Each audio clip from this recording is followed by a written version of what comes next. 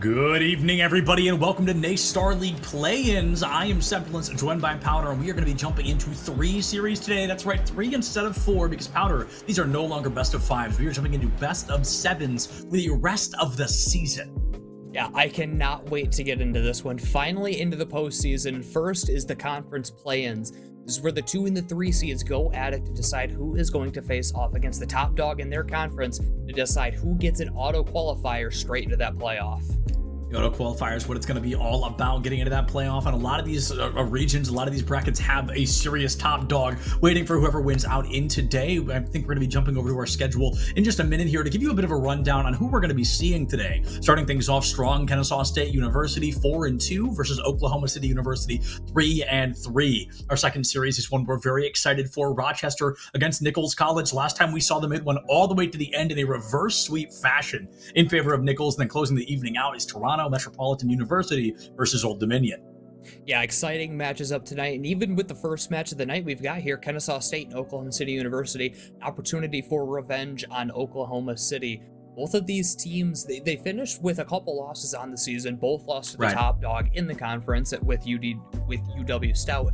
Interestingly, both lost to Western Kentucky near the bottom of the conference. So clearly a good foe down there at the bottom, but both of these teams are going to have to focus on what is going on tonight. You can't focus too far ahead to conference championships. Dolofear and Aura coming up for Kennesaw State, K-Storm, Tater, and Nickel for Oklahoma City University. Focus on the here and now, and especially for Kennesaw State. It can be hard to focus in when you've already beaten an opponent, so they've got to look at Oklahoma City, take this match today, and then focus on conference championships later this week.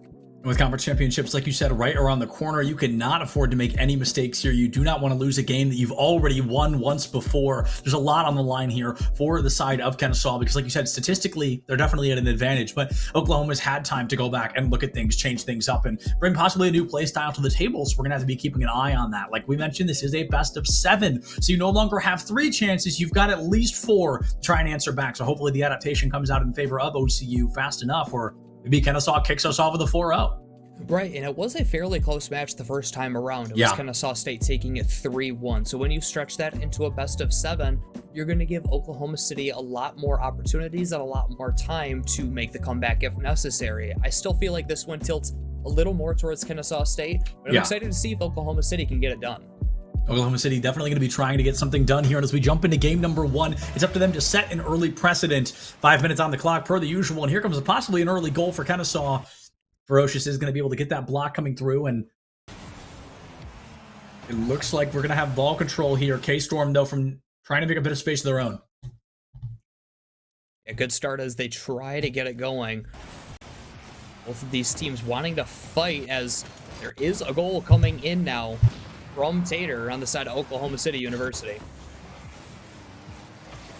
I got a little confused there for a minute because we have a K-Storm in this game and a K-Frost in the next one, so I got a little bit confused, but looks like we're going to be getting it all figured out here as well. Possible goal, and there it is. Tater puts it down early. First goal online for Oklahoma City, so they're definitely starting as strong as we needed them to going into this. We talked about the expectations at hand of you've got to come out swinging and show them you're worth it, and that's one way to do it for sure. Yeah, great start from them. Like we said, they needed to get out early ahead of this Kennesaw State team with taking that loss earlier in the regular season. So start like that's exactly what they need to try to get this one going. Let's see if they're going to be able to follow it up strong. Maybe it was just the first 30-ish seconds, give or take, but I'm curious to see if we're going to have that momentum in favor of them for the majority of this series. Oklahoma City is the team up 1-0 right now, and it looks like it won't be for long. A great pass in from Aura there into Ferocious, puts that goal down 40 seconds off the clock, and all of a sudden we're tied up 1-1. Yeah, both teams off to a great start. Kennesaw State not wasting any time to get back the other way, gets the goal in. Yeah, 40 seconds in. Both teams have found the goal so far. Matter of Oklahoma City now trying to fight back. They got the great goal to start it off. Now need to reset as things are tied back up. Things are tied up here and possibly another one. Oh, the roll in from Kennesaw. Kennesaw State looking Kennesaw great right now in game number 1. Dolo has a freebird shot from center field off of a single defender and rolls into goal. A freebie for Kennesaw puts them up 1-2-1 on the series. Kennesaw State completely turning around after the early goal given up. They fight back to score 2 in a row to take the lead now, and an opportunity off kickoff immediately stuffed by Tater. Aura, not the touch that he needs, goes off the back wall from Tater. Follow-up coming in. Can't quite get it done as Ferocious looks to see this one out. Dolo needs to follow him up, and he does. It's no boost in the tank, and so it's back towards Oklahoma City University. A powerful flick down into the corner to set up the offense.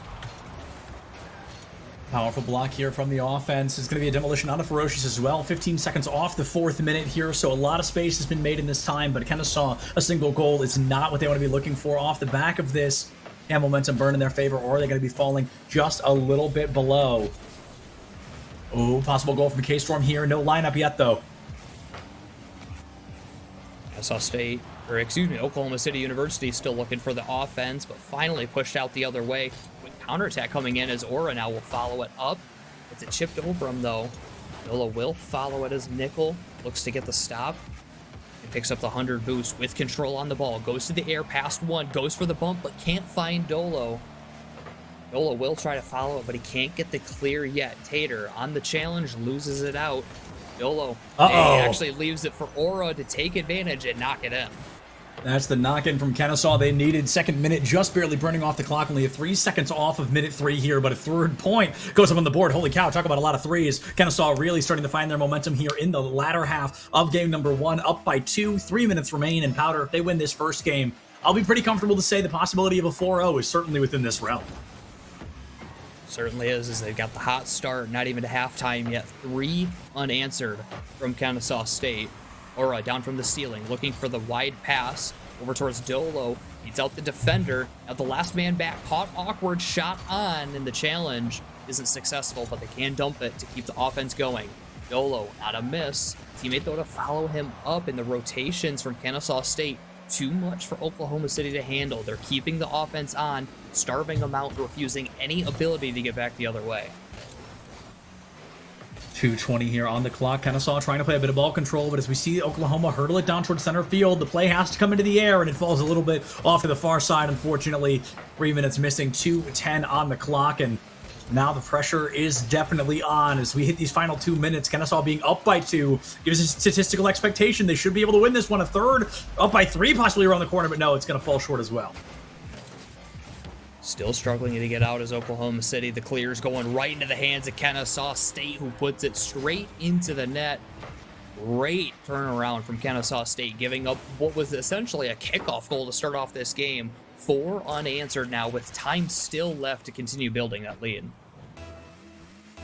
They want to build that lead as high as they can, and it's going to be that slow burn play style once again that Kennesaw really needed. They're not going for crazy in-your-face goals, but instead just finding those opportunity shots when they can. Being up by 3 with only 100 seconds left is definitely where they want to be in a circumstance like this. Demolition from Aura opens up space for Kennesaw once again, and Nickel bursting through.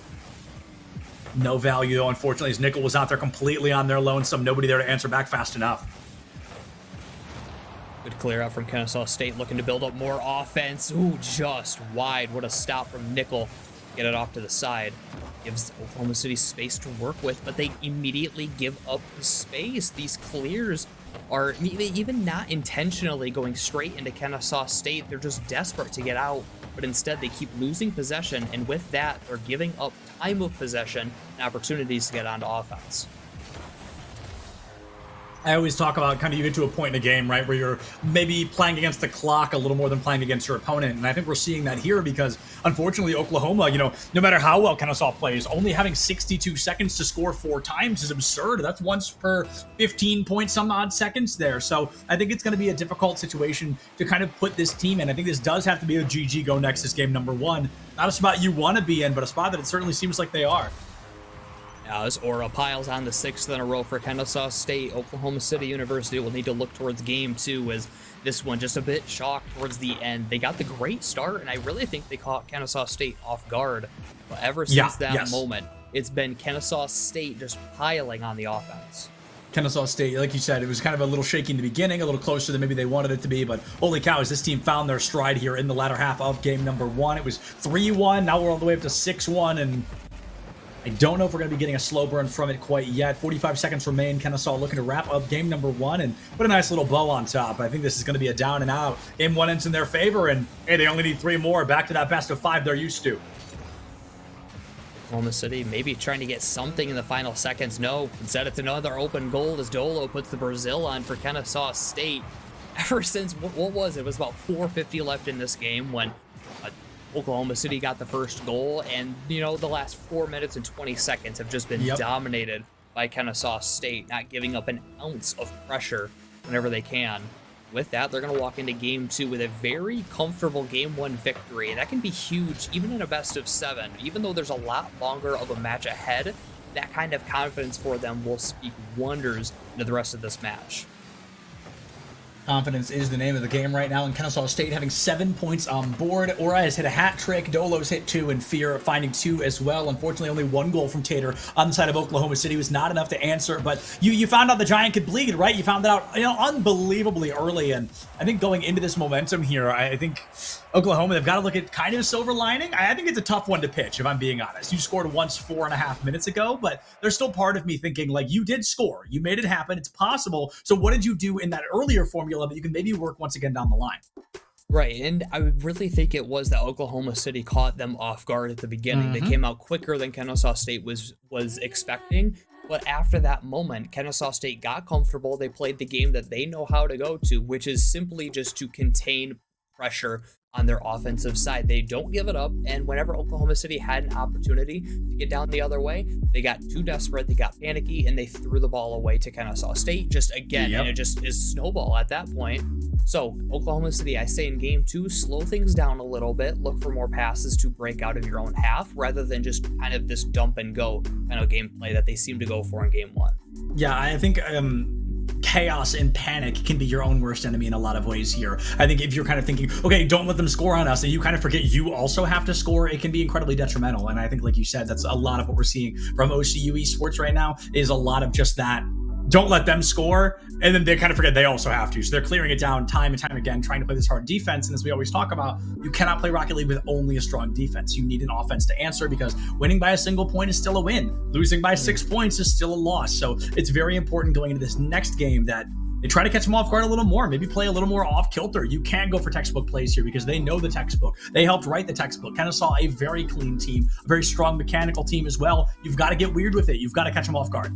Right, and I think to add on to that, to catch them off guard, I say be more aggressive on defense too. Usually teams that have a lot of pressure on offense are used to being given space up in the air, and the player just kind of waits down, waits for a move to be made.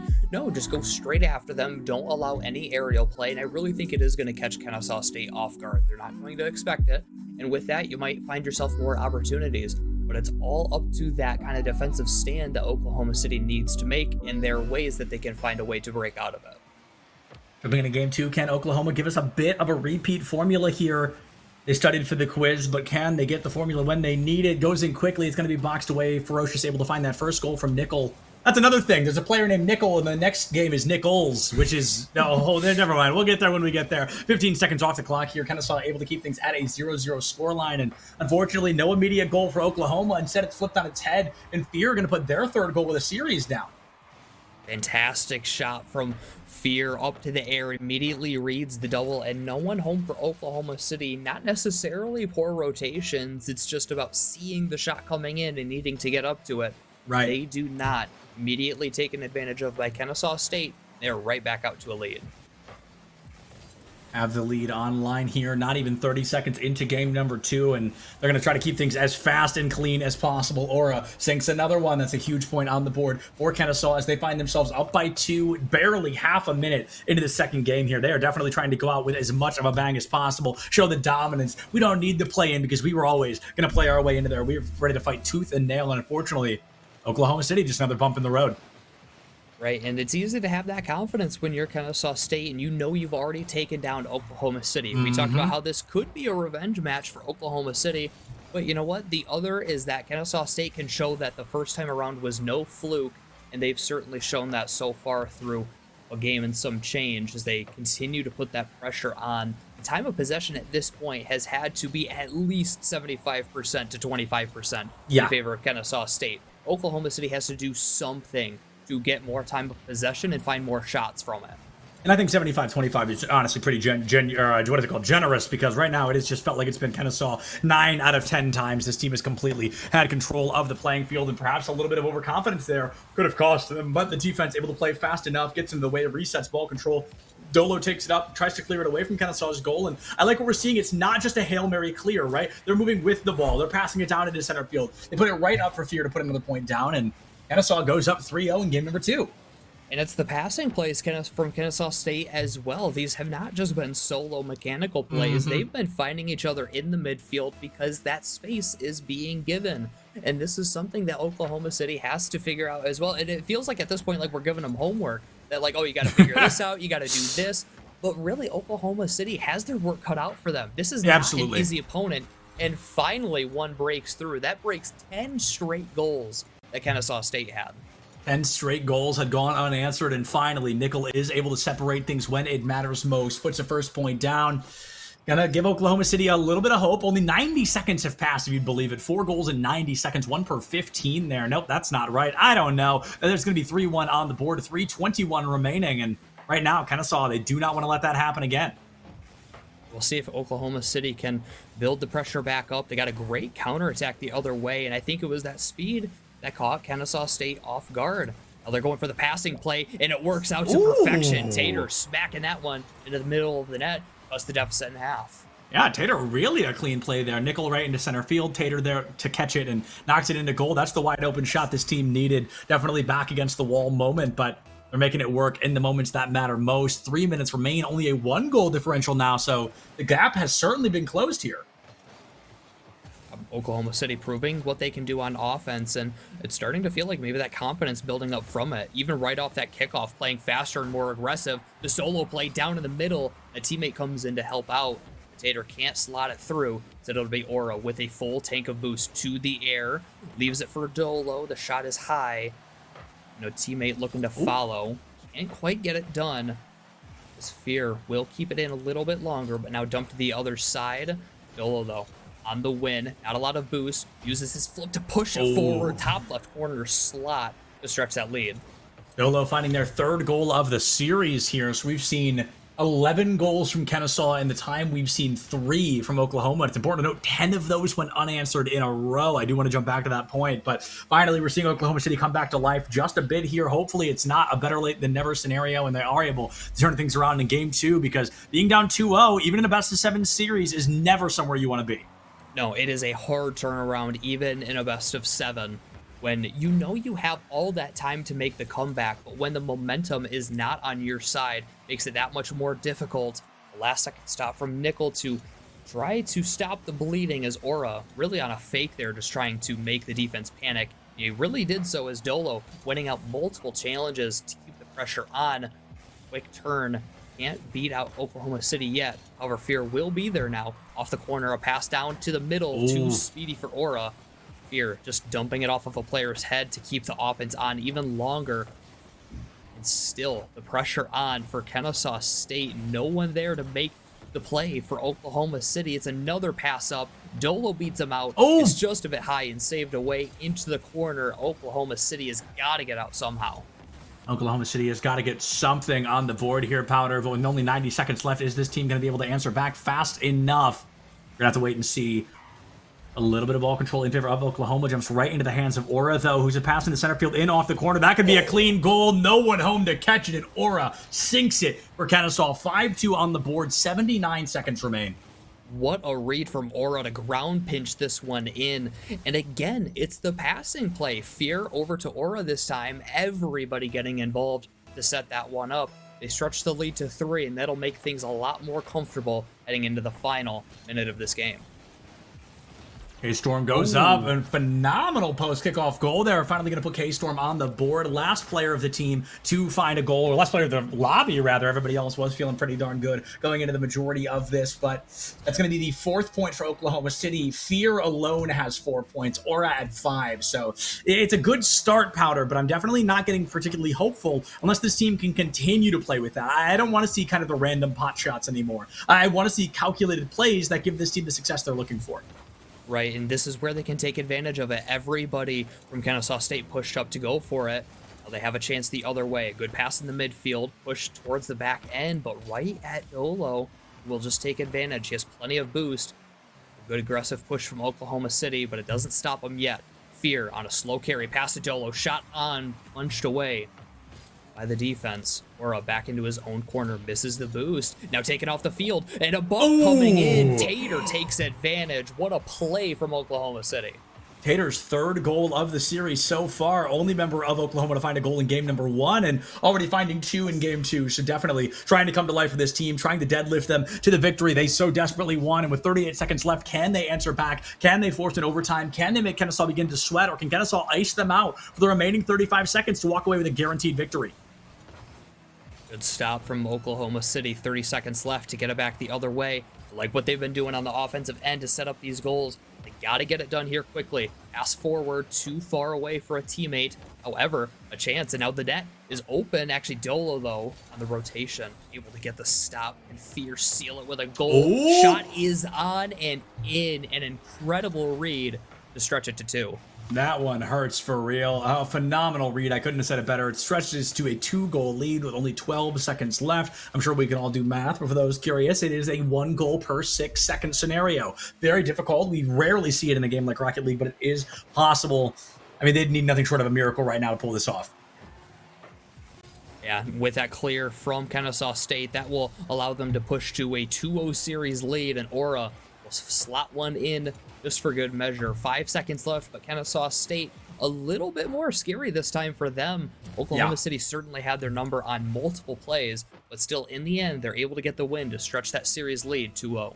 Yeah, we definitely saw several moments throughout this matchup where I agree. I think Kennesaw was maybe sweating a little bit more than they'd like to admit, as it really did come down to the wire. Only a 2-goal differential, and then all of a sudden they get a couple bonus points in the last 10 seconds to win it 7-4. 3 more points scored on the side of Oklahoma City, so they are coming to life here, Powder, but the problem is they're not going to have particularly long to continue trying. They've got to figure this out. Kennesaw is already halfway done with the 4-0 victory, which means Oklahoma has 2 more games to try and make this work.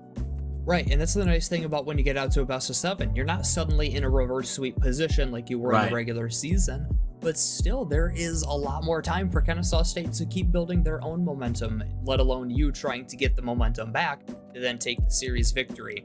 I liked what Oklahoma City did in that game. It really felt like they did try to keep Kennesaw State guessing. We saw multiple team plays, we saw one solo play, and we saw the insane play where they bumped each other out of the way on the defense or on the offensive end to free up the net.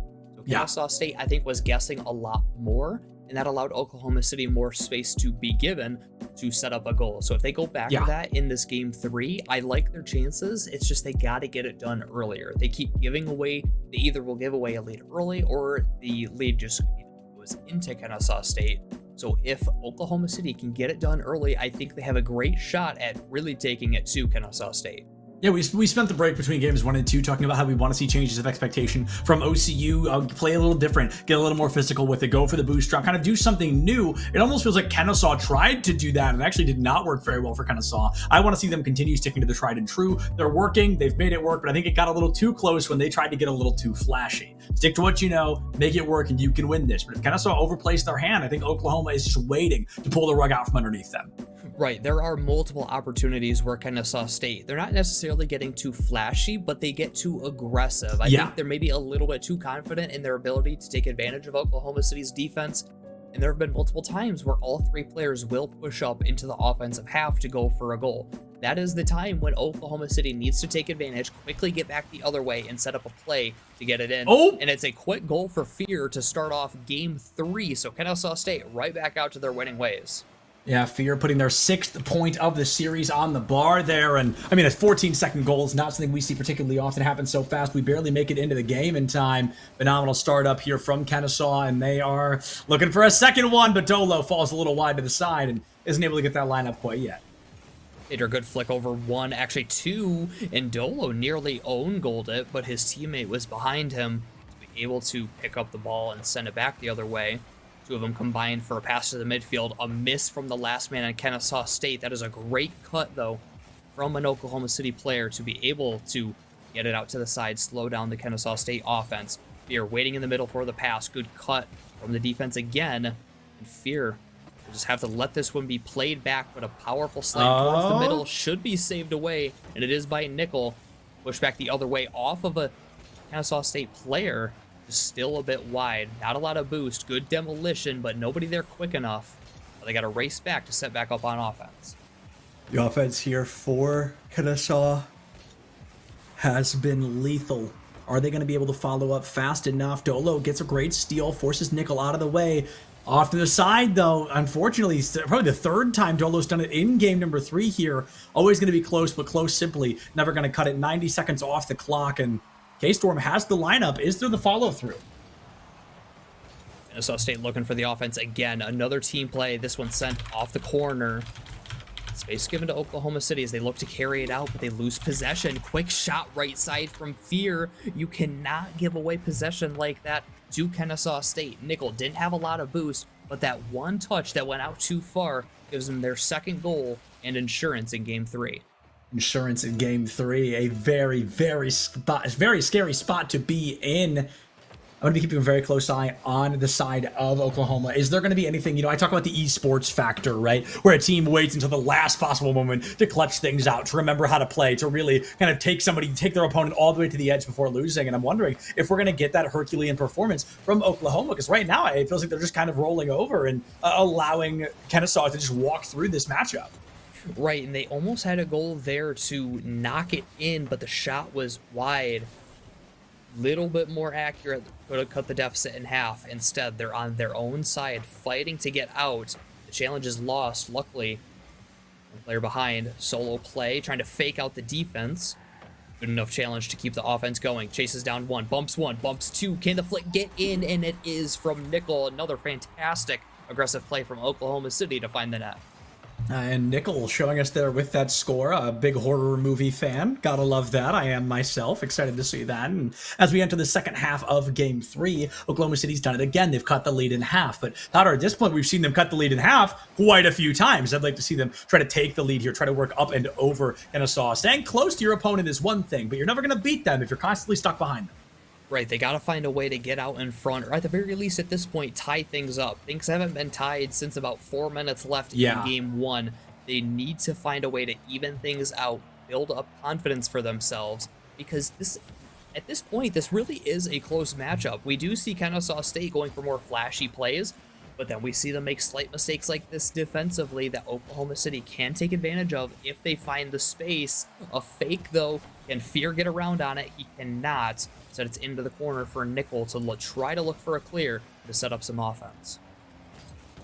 100 seconds remaining. Fear trying to find that final nail in the coffin goal against the side of Oklahoma City, but unfortunately the lineup just isn't there in time. You've got to play it incredibly carefully if you are on the side of Kennesaw, because one choke and you tie things up, you allow your opponents to take you down a leg and possibly force an overtime where Kennesaw does not want to be. They want to win this one out in regulation, and as Aura gets danger close again, Dolo's follow-up falls short, boxed away by the defense of Oklahoma City. Is this going to be enough, or can Kennesaw win this one in regulation? The secondary attempt goes high off the top of the goal, off the crossbar, and hurtling toward the goal of Kennesaw. Oklahoma's K-Storm had a lineup. Dolo there to catch it. Clear down center field once again. 1 minute left, and Kennesaw really starting to struggle a bit. Still boxed out by K-Storm. Oklahoma City had a good chance on offense a few moments ago, but pushing the ball out too quickly before the demolition had come in cost them. However, they still have time to get it back. A dump behind one. Unfortunate for them, Ferocious is there. The pass to Dolo. Shot is wide. Is the follow-up there? No, but that's everybody for Kennesaw. A-Storm with 100 boost tries to catch up. Cannot find the pass. Aura out to the midfield towards Dolo. They got to reset. His Fear goes to the sky. Pushes it forward. Nickel pass over. Cut off by the defense. Now they got to break out and go completely the other way in the final 20 seconds to get the tie. 20 seconds left. They've got a demolition in their favor, but the ball control has been stolen away. OCU's Tater tries to play a hard defense, and with 10 seconds left, even a buzzer beater from Kennesaw here would seal the deal of game 3. Fear goes for it, boxed away by K-Storm. Can't get the lineup, but as it juts into the far left corner, the goal boxed out. Dolo not able to find it, and that should be I'll wait on it, though. I don't want to jinx nobody. Let's take a look and see how this continues into the garbage time. If there's a spike down to clear up and off the ceiling, offense is able to find it, hits the corner, does not hit the ground, stays alive. Fear looking to get the spike on it, misses, lets it fall, and finally, Kennesaw able to win game number 3. Perhaps, again, a little closer than they may have wanted, but a victory is a victory regardless. Yeah, fantastic game from Kennesaw. Like you said, getting closer, especially in that game, just 1 goal difference between the two teams. Over time, Oklahoma City has brought this closer and closer. I mean, you can see every at the bottom, time 6 goals or 6 goal differential, then 3, now just 1. But at this point, you're staring down the barrel of a reverse sweep if you're Oklahoma City University. Best of 7 reverse sweeps are one of the most rare things that you see in Rocket League. It is so difficult to completely turn the tide of a match like this. Oklahoma City has proven that they can at least bring it close. Now it's just about taking that last step to propel themselves into the lead and carry that for the next 4 games. Yeah, even seeing a reverse sweep in a best of 5, right? Like, it's pretty uncommon. Yes, we'll see it sometimes, but it's hard. You have to win 3 games in a row without allowing your opponent to win literally 1. Now you have to do that again, but with 4 games in a row. You have to add an entire extra game into your arsenal there, and it's a tough spot to be in. Realistically speaking, I'm not sure we're getting that from Oklahoma. Do I think they can get a 1-game win? Yes. I think this upcoming game, they have an incredibly high chance of winning it if they play their cards right. If they play for an overextension, it can cost them. But if they play comfortably and intelligently against their opponents, continue playing slow, play a strong defense, go for opportunistic goals, don't try to create them, just take them where you can get them. I think Oklahoma has a very, very real chance of winning out this game. They certainly do. They've brought things closer and closer throughout the series. Kennesaw State, their offense still looking fantastic, just not as lethal as it was earlier on. But I really think that's the adjustments made from Oklahoma City to bring this one back as he tries to go for the fake, or it gets stopped. But Dolo pushing forward, giving away to Oklahoma City though. Nickel, last bit of boost, uses it to propel it forward. Fear, keeping it close, pushes it over to a teammate in the midfield who loses it out, and now Nickel, last one back, gets the flick over one. He beat him out again. He can. Over. Fear's got to get up quickly. Puts it off to the corner. Dolo back out into the midfield dangerously. Pushed up by Oklahoma City. The shot coming in. Cut away by the defense. Another shot coming in. Tough angle to find. It will be off, and Dolo will play it out the other way. Dolo goes for the play out, a minute off the clock already. I believe this is the longest we've been into a game without a goal so far. The other 3 had immediate, almost out-the-gate goals from either side. And right now, Daystorm still can't get that lineup. Tries to give Nickel the set, but falls a little short into center field there. And as they aren't able to put that goal up, Aura goes for a shot on goal themselves. Here comes Tater, a clean roll in past one defender. Nickel slams it in and gives the point advantage to Oklahoma. Can they keep it for the first time? Fantastic goal here from Oklahoma City. First lead since about 4:50 remaining in game 1. And it's again the aggression that Oklahoma City goes with to find the goal. These solo plays where one man goes up the field and just really acts like a linebacker, just blocking everybody out in front, has been successful for Oklahoma City. And I really think they need to keep going back to it, because anytime it happens, they're getting a goal. Kennesaw State does not have an answer for it. And if they can keep going back to this, I think they're going to have a great shot at getting this game to try to stretch the series. Aura plays a bit of a wonky defense. Dolo has to pick it up from underneath and tries to get the line up. Pass out of center field for the first time. We see Kennesaw with a numbers advantage. Aura goes for a Hail Mary coast-to-coast shot. Can't find it. Fear demoed in the air. Ball spiked into center field. Oh, shot whiff from Dolo as well. Passes ball control into the hands of Oklahoma, but it's been stolen away. Is the tap there? And it is. Dolo ties us up 1-1. And I don't know if this fake from, I think it was Aura, was calculated or not, but it completely threw that last man for Oklahoma City off guard. You could see him going up with the assumption it was going to be touched by Kennesaw State, but once it wasn't, it was a free net to find. They knock it in to immediately tie things up. However, off the kickoff, Oklahoma State looking for it. They can keep the offense on. They are looking more and more dangerous the further they go on. Oklahoma's last chance to warm up here falls in these 3 minutes. They've been so incredibly close, but close only counts in horseshoes and hand grenades, and neither involved in a game like Rocket League. Ball control currently in favor of Kennesaw. They go for a pass up into center field. The spike off the ceiling. Tater has to disrupt. It's answered out by Aura. An old man's land shot as Aura is sent to the junkyard. Can Kennesaw find the goal they need to give themselves a victory, or can Oklahoma guarantee a game 5? Challenge successful for Kennesaw State. Trying to get out of the way. Actually, Nickel was sitting in net. He does get the stop, just with nothing in the tank. Can't do much on offense. Forced to circle around. Oh. Pushed off the back of a Kennesaw State player. Now into the corner. Doesn't find the double, and nothing left in the tank either. Both of these teams low on boost, but that's working out for Kennesaw State, who fires it into the net. Too slow is the defender's reaction. Kennesaw State gains the lead.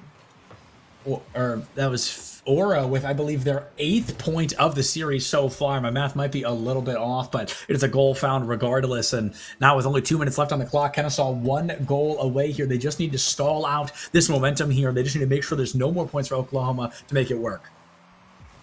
Oklahoma City, though, looking for whatever they can do to try to push this one onto the offensive side. Aura, though, has something to say about it with a pass backwards. Good stop from Oklahoma City, but they can't break out just yet. Another touch out to the midfield, cut off by Aura. It's a perfect pass to Fear. Shot too slow, too wide. Given away to Oklahoma City, but the challenge immediately coming in from Fear into the corner with space to work with.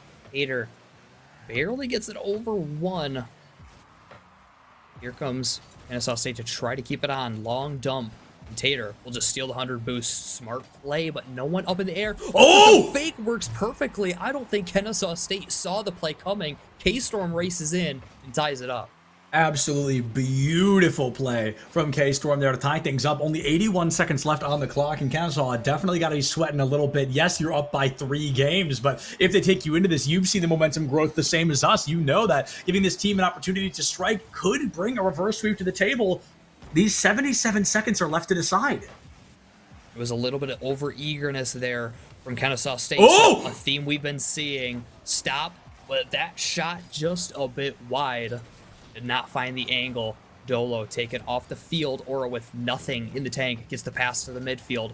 1 minute left for one of these teams to try to find it in regulation. As a clear comes out from Oklahoma City. Can Nickel get the follow? Can. Oh, and he actually does get the recovery. Kennesaw State, I think, gave him a little bit too much space to work with. They still do get a banger of a clear out. It's a shot and a double commit from Oklahoma City, who's starting to panic now as the pressure's put on. 35 seconds left. Kennesaw has been able to sneak out a couple of goals every final 30 seconds, and right now they're not able to do it yet. Fear goes for one, but Nickel has the block. Dolo misses the contest there, and that's possibly an open goal on the side of Kennesaw. Defense is there. The goal left wide open as Fear sent to the scrapyard. It goes up. Dolo boxes it out, and no points on board for Oklahoma quite yet. Fear in a 2v1 has no boost on the line. It's a pass into center. Dolo catches it. Only a little boost to work with of their own. Off the wall. 10 seconds left. Single digits for Oklahoma to finally make it happen. Can they clutch this out? High off the backboard. Nobody there to follow. Instead, killed to the ground, but still alive for Kennesaw State. They're going to go for it in regulation. Off the corner, a drop down pass. Cannot catch up to it. He was millimeters away. We head to our first overtime of the day. Our first overtime of the day in a 2-2 matchup. The first game today was 7-1 in favor of Kennesaw. The third was a 2-1 in favor of Kennesaw. And now game 4 is 2-2 overtime. The winner yet to be decided. Nickel goes for a goal, getting a box out. A double demo as Dolo and K-Storm send one another to the far beyond here in this overtime. A bit of a slow burn pass from Nickel towards center field. Fear has to catch it, forces the defense out from Oklahoma again. A tap in off the wall. There's no follow-up. Triple defense boxes it out, and the goal will not be found quite yet. An incredible pass into center. Nobody there on the follow-up, and Kennesaw hard defense. Entered back, a clear into the far right corner. It's just a lineup there, a Hail Mary clear, but no value found yet. Something that I love that Kennesaw State is doing is they're playing their touches to make Oklahoma City uncomfortable. It's put into a spot where they cannot really catch up to it, and whatever touch they're going to get is going to go not in the spot they need it to go. It has made Oklahoma City uncomfortable throughout this entire day. We'll see if they can get it done in overtime. That's not the touch Oklahoma City needs. Over to the other side, Dolo, the pass to the midfield. Aura cutting it off to slow down the defense more. The shot will be wide. No pass from that one.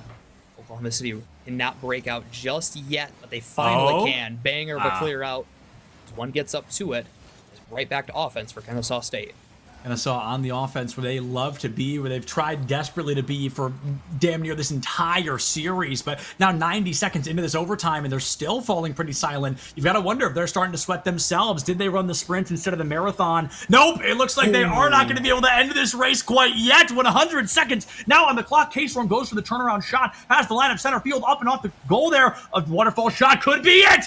And Dolo boxes it out. Sorry, that is Aura that keeps it away into the far corner. Jolo there to catch up on it, though. 2v1. Tater can't win the backup there, and can Aura sink it towards center field to clear again? We are almost half of an entire extra game into this overtime, and yet no winner in sight. Kennesaw State's got to be careful. They're getting extremely aggressive, and they're quickly sending all three men up to the offensive side of the field to get the goal. Here's a quick turn from Aura. It will be chipped high in the follow-up pump, and it can. Beautiful play, but they're not out of it just yet. Put into the midfield. One will take over. Hard off the sidewalk. K-Storm, powerful clear out, but Aura, plenty of time to play this one. Over towards Dolo. Looking for the clear. Can't get it done. Back to the other side again, and Oklahoma City fighting tooth and nail to keep the series going. Well over half of a game of Rocket League into this overtime, and even off the crossbar, Aura just cannot find what they're looking for. Not getting the lineup quite yet. K-Storm has to bring it into center field. There's a pass toward the goal of Kennesaw, but no follow-up. Oklahoma gets the demolition. Tater goes for the shot there, but Dolo boxes it out, plays a slow burn, coast-to-coast aerial play style, trying to keep the ball out of the clutches of Oklahoma. 3rd minute now on the clock. We are essentially in a Game 5 scenario. Is that it? It's in! And Fear sinks it for Kennesaw, putting it on the board. Way too close than they ever wanted it to be. But as a wise man once said, a win is a win regardless. There was no other way for this series to end other than Kennesaw State getting another passing play followed up by a perfectly placed shot into the net. Right side as the defender falls to the left, and Kennesaw State goes on to the conference championships to face UW Stout later this week. My hat off to you, Kennesaw. A very well-deserved victory. Y'all fought tooth and nail for it. An incredibly strong start, a lackluster middle, and a very strong win as well. Kennesaw sinks it there. That final goal secures their spot moving forward, like you said, Powder. And we've already gotten confirmation. They're unfortunately too busy for an interview. So we're going to throw it to a break a little earlier than normal, but we've got 2 more best-of-7 series left for you. And the next one might be the most interesting. We'll see you on the other side of this break.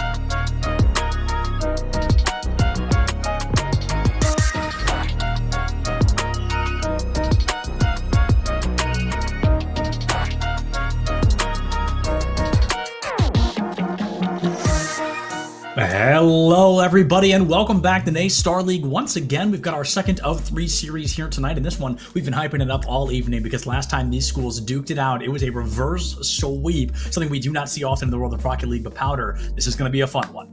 This is the one that, honestly, out of the 3 matches tonight, I'm the most excited for. This was one of the best series we got to see in NA Star League this season. Regular season, Nichols College reverse swept Rochester. I mean, after those first two games, Tugboat and I got to cast, we thought it was an easy done sweep for Rochester. But Nichols College completely turned things around. The guys were hyped up in the interview, and I mean, I can't blame them. Rochester is one of those schools that they are one of the best in the country. They were in CRL this year, made top 8 in the East. This is a tough opponent to go against. They do not give up momentum easily, but they got it done. Knight, Luca, and Skies have their work cut out for them tonight against Nichols College, K-Frost, Pyros, and Pelosa. I just simply cannot wait to get into this one.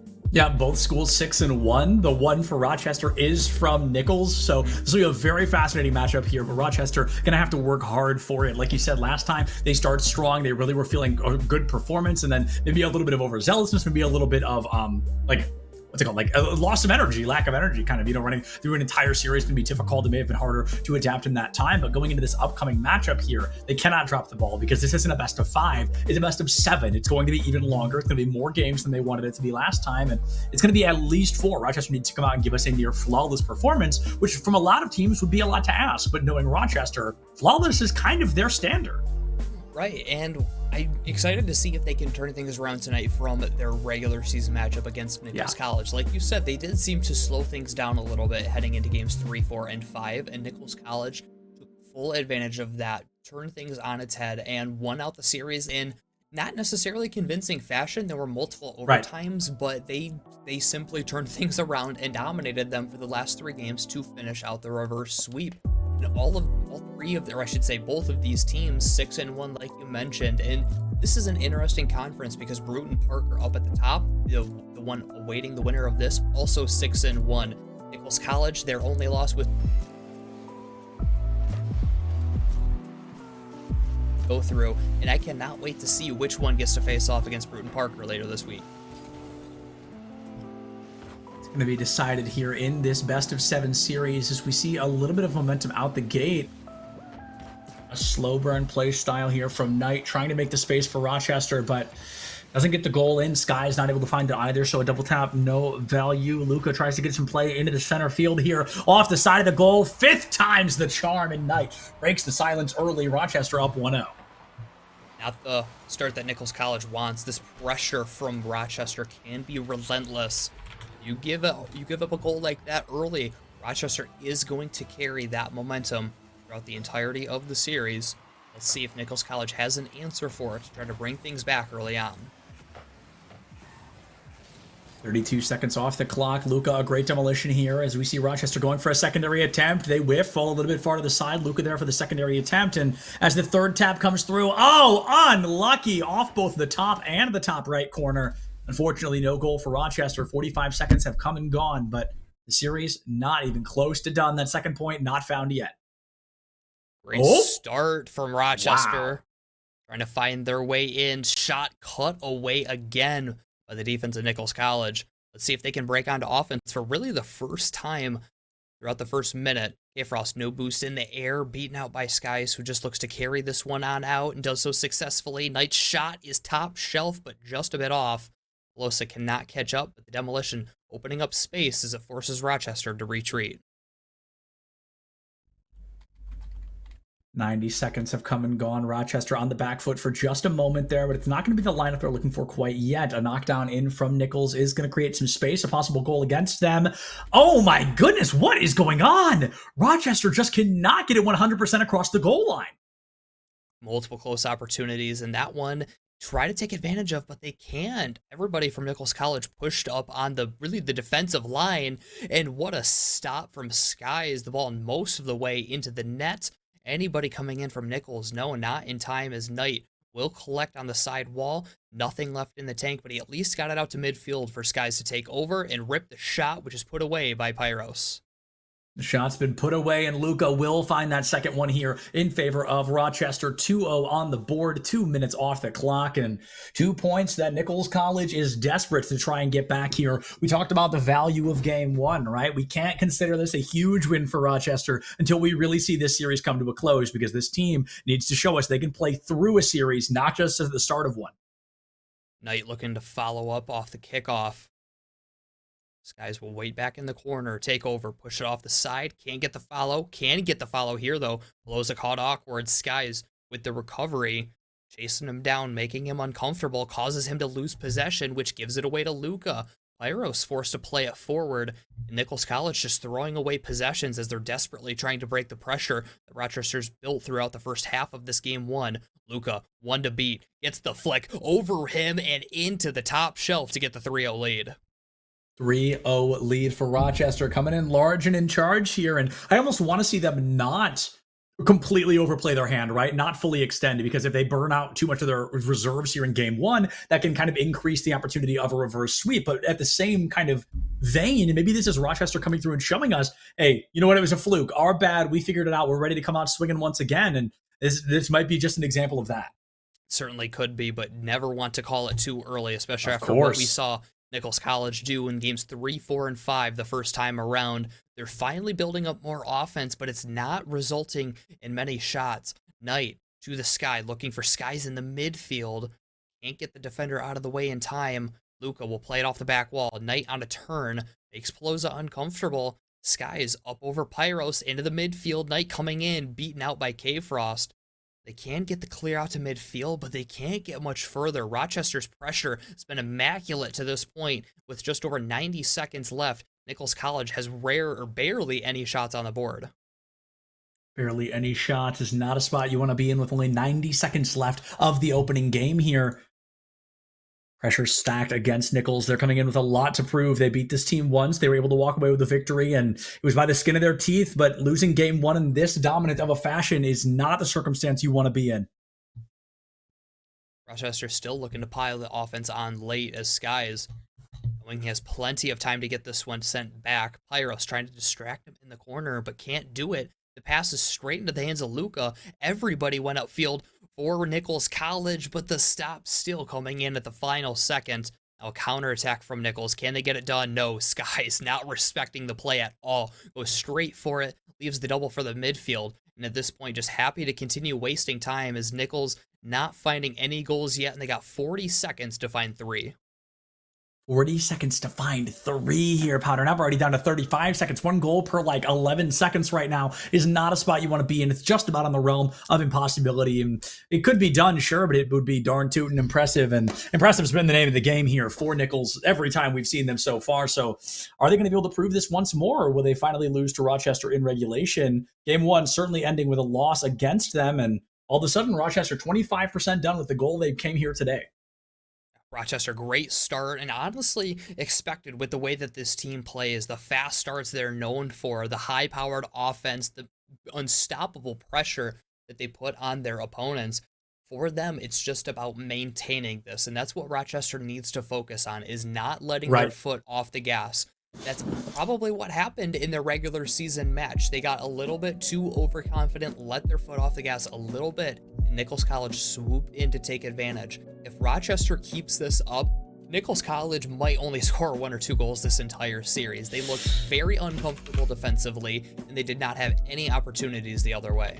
Yeah, 3-0 in favor of Rochester. We talked about this a lot back in game number 1. We talked about how it felt like Kennesaw was in control 80% of the time. I think that first game really does dictate kind of a similar saying to it, right? It felt like Rochester had ball control, and if they didn't, well, they were going to get it right back before you even had the chance to really steal it away from them. They come through long, and they're able to find 3-goal advantage. They win game 1 out at 3-0, and like I mentioned earlier, 25% done. Can they follow through this time? Can they make it a 4-0? Nichols, you lose the first game. Bright side, best of 7. You're feeling pretty confident about going into this engagement, and hopefully you're going to be able to make it work down the line.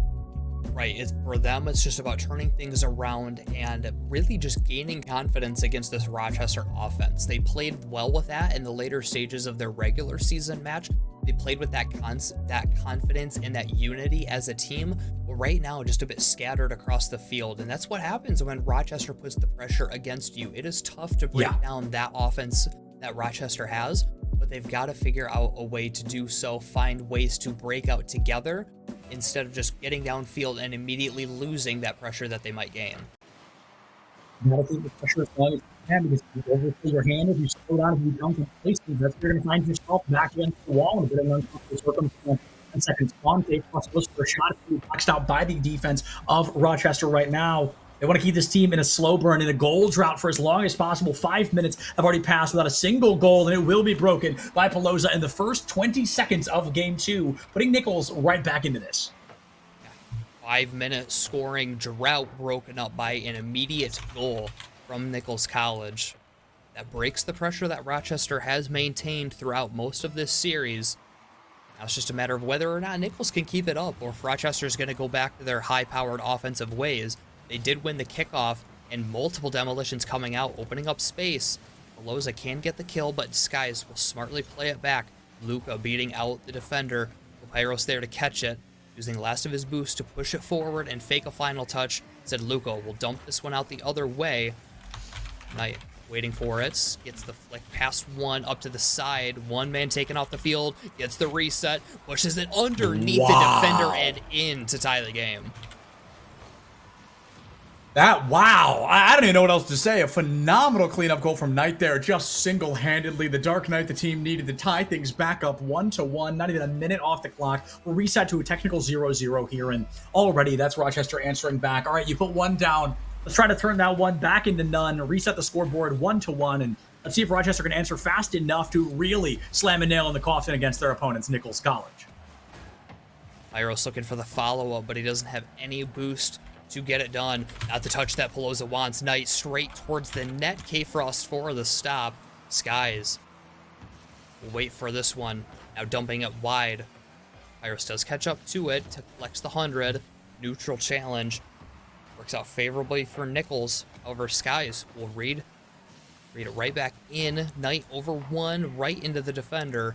Dumps it into the corner, looking to break out. Can't quite do so yet. Knight on a quick turn. Shot towards the net, too slow. Can't get to the defender in time. Can't get to him again, but the desperation clears are not working out in favor of Nichols College.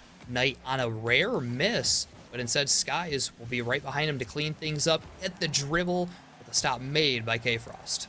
And I do want to go back to our first series as well. We talked about the danger of those desperation clears, right? You've got to be very careful with it, because you are, in essence, just putting the ball back in the gears or back in the wheels of your opponents and giving them an opportunity to go for a bit of a tactical reset. And I think we are seeing a repeat from Nichols College here as they continue to do that. It's a lot of just, yes, clear it down, get rid of it, get it away from our goal, and then they just kind of forget about it. And it's allowing Rochester to get an insane amount of shots on goal here, just time after time, because if they miss, okay, they're just going to clear it down, we reset. It's not a big deal.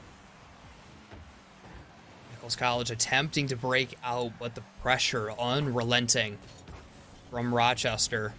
Dumped back in, a fake. He goes up with plenty of space, but he can't find the double. The angle was too tight. He didn't have enough boost in the tank to catch up. K-Frost powerfully off the back wall. Knight just falling aimlessly towards it. Nothing left in his tank to catch up. The double tap stopped away. Pelosa on the follow.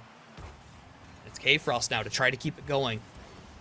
Off the back wall towards teammate Pyros on the miss, and Pelosa can't keep it going. This is dangerous. Lucas straight towards the net, put away by K-Frost. Pyros will take over to get the clear out, but not for long, as Knight is there to clean things up. Try to send it back the other way. 2 minutes left on the clock. Game 2 being notably slower than Game 1. A 3-0 victory is now being turned into a 1-1 tie-up. Only 105 seconds left on the clock. Rochester's really got to start making some noise here, because Nichols feeling a heck of a lot more warmed up in Game 2. Knight coming in to clean it up from Luca. Skies quick turn, looking to keep the offense. Can't do it. Shot on. Luca gets the stop up high for Knight to clean up. He gives it away to Skies. Back into the midfield. Shot too slow.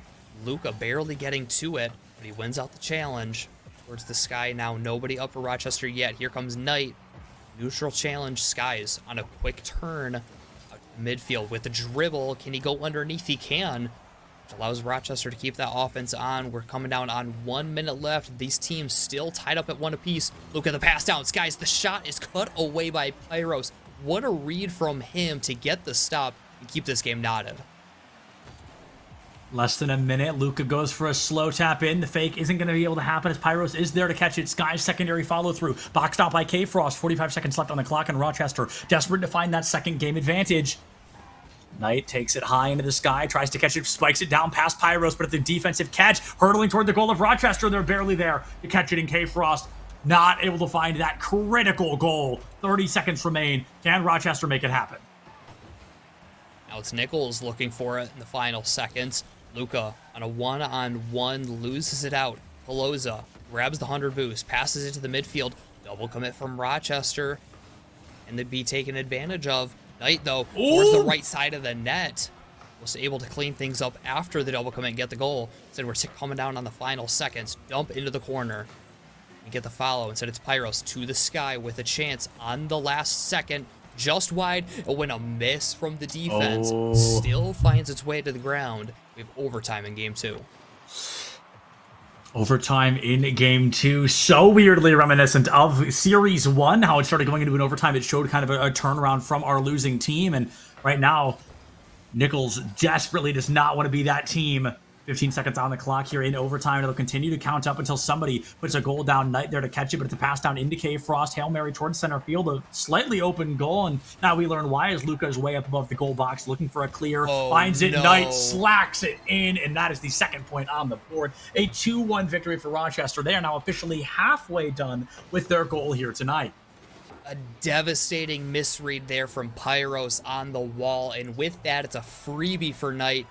Taking advantage of it, they get the 2-0 series lead. Nichols College, they certainly played better in that game. They got more pressure on Rochester, and most importantly, they broke up the pressure that Rochester had. Unfortunately for them, at the end of the day, it comes down to one simple mistake, but you still got to look at the bigger picture that they shut down Rochester for the most part, got their own goals when needed. It's just about focusing now on this game 3 to try to get themselves back in the series and avoid costly mistakes like what just happened. Yeah, the difference there in game 1 and game 2 is incredible. At the end of game 1, I said it feels very reminiscent of Rochester just having 80% ball control, and sometimes Nichols is lucky to get 20%, give or take. But there in game 2, we saw the improvement, we saw the change, we saw the disruption to disallow Rochester from finding that ball control, and it was wildly valuable for Nichols. Like you said, it all comes down to one simple mistake. You were that close to winning. So clearly what you're doing is working. You've just got to implement it 2% better in game 3 to try and put Rochester down even a single game and force at least a game 5. However, Rochester winning this one is where things really start to get scary. Will be another reverse sweep on the horizon, or is Rochester here to play no games? Nichols College, I mean, I like what they're doing. Unfortunately for them, it doesn't seem like enough team play at this point. I feel like they're still a bit scattered. They're certainly more put together than in game 1. But if they can get back to how they played in the regular season match, which they were playing cohesively as a team, their chances are going to be much higher, but they still have to completely shut down Rochester, and Pelosa will take it upon himself to get the kickoff goal. And I'm going to be honest, Powder, this means, honestly, not that much, because this happened back in game 2. Pelosa found a goal in, 11 seconds, and then they did not score again for the rest of the game. So it's like, yes, you found that one goal. You've taken a step in the right direction, but now you've got to take a couple more. You've got to put one foot in front of the other, and soon you'll have Rochester walking out that door, but you've got to get them to the door first, and it is not open as much as we expect it to be with Nichols putting that early goal down. Dumped in from Skies. K-Frost on a turn. Just nothing left in the tank. Luca, not the touch he needs. Oh, to get faked out. Everybody torn to shreds on Rochester's defense. The goal is in. 28 seconds in. 2-0 lead for Nichols. 2-0 lead here. This is what we needed to see from a team with their back against the wall.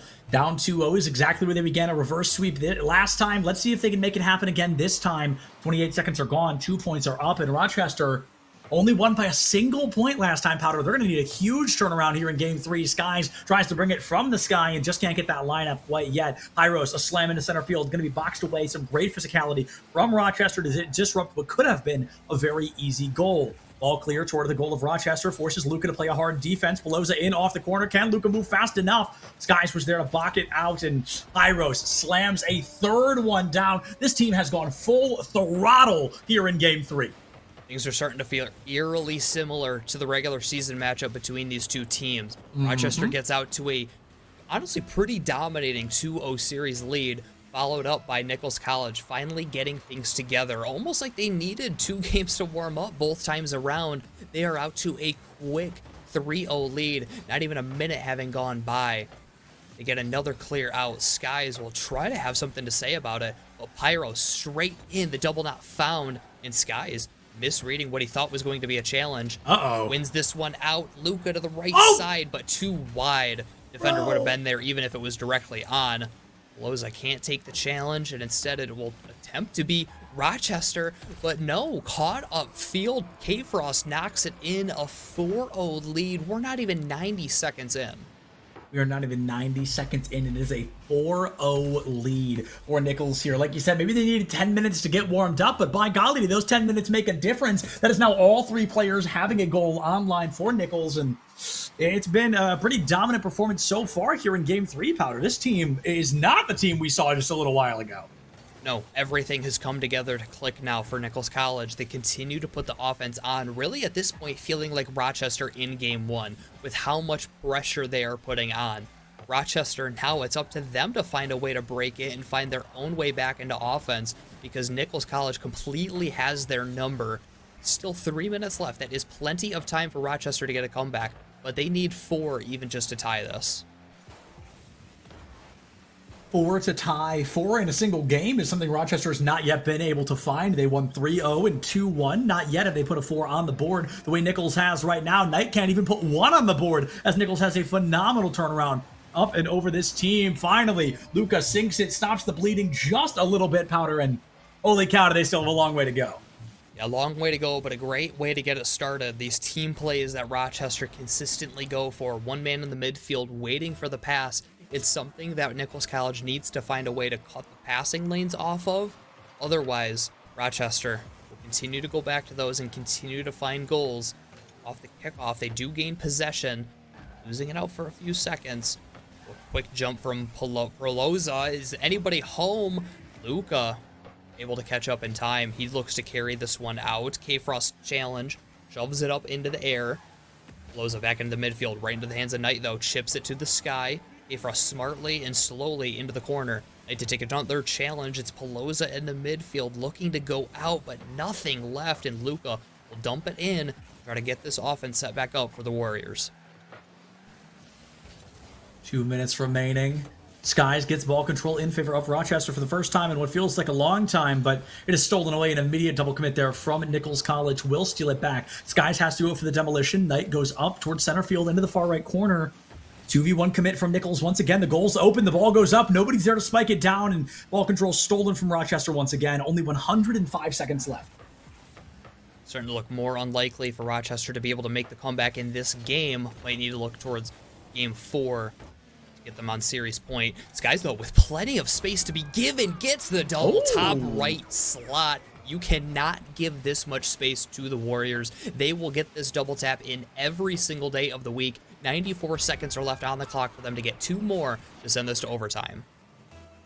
2 more for an overtime. They won the overtime back in Game 2. They'd love to force one here in Game 3 because they are looking for that 4-0 regulation win. 90 seconds left, 1 goal per 45, and it looks like that score might get a little bit higher if that's as clean as it looks, but the crossbar there to make things a little bit shakier. Luca has to play a defense there into Knight, who goes for the fake, the clear out onto the left side of goal. A follow-up is there, but I think Pyros, pretty easy pass, just has to wait for the ball to come down. Physicality, too little, too late, and Luca still stuck in this goalie position. Skies to the sky, though.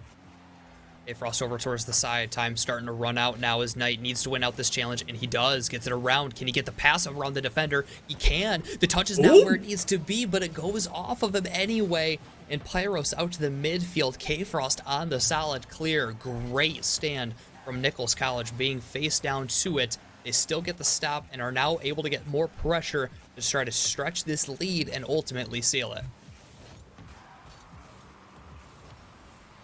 35 seconds left, 1 goal per 16. It's going to be a difficult one for Rochester to turn around, and you've got to tip your hat here to Nichols College. I mean, they have done an incredible job just arriving here in Game 3. Yes, it took a little later than they'd wanted to. Yes, they're down 2-0, but all of a sudden, they're going to be down 2-1, and that gap unbelievably closable. This game has a real possibility of going all the way to Game 7, but as for Game 3, I think I'm comfortable to say Nichols has this one in the bag.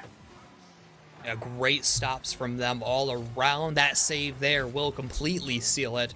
Nichols College, I mean, like we said at the beginning of this, exact similar position to where they were in the regular season. They go down 0-2, and then they turn things around and dominate Rochester. Now, luckily for Rochester, they also have more time in this series to be able to, get things back swung in their favor. However, Nichols College really tested them in that game. They put on more pressure than they had really seen combined throughout the first 2 games, and from that, Rochester showed a lot of cracks that Nichols College took advantage of. And at this point, you've got to wonder if it's part of the strategy. I mean, Nichols just losing a couple of games, coming through, they let their guard down, you strike like a viper there and get 2 eliminations, 2 goals out the gate. Not elimination, what am I saying? 2 goals out the gate. You make things happen pretty phenomenally for your squad there, and you've won 1 game. You're 25% done. You've got to do it not once or twice more, but thrice more to walk away with a 3-2 victory over the team that you beat in a reverse sweep once already. So it is not out of the realm of possibility here for Nichols College. Right, I like to see them continue what they're doing with the pressure that they're putting on. It almost seemed like they kind of just woke up between games 2 and 3. It really didn't feel like the same team was playing for Nichols College. They seemed a lot faster, and Rochester did not expect it to come out like that, and that's what resulted in 3 goals in the first minute for Nichols College. If they can continue to surprise Rochester University, their chances of making the comeback in this series are astronomically high. However, Rochester, they always have something up their sleeves. Like we've talked about this entire series, they are so dangerous with the team plays where one waits in the midfield. Nichols College needs to continue to find ways to cut off that passing lane.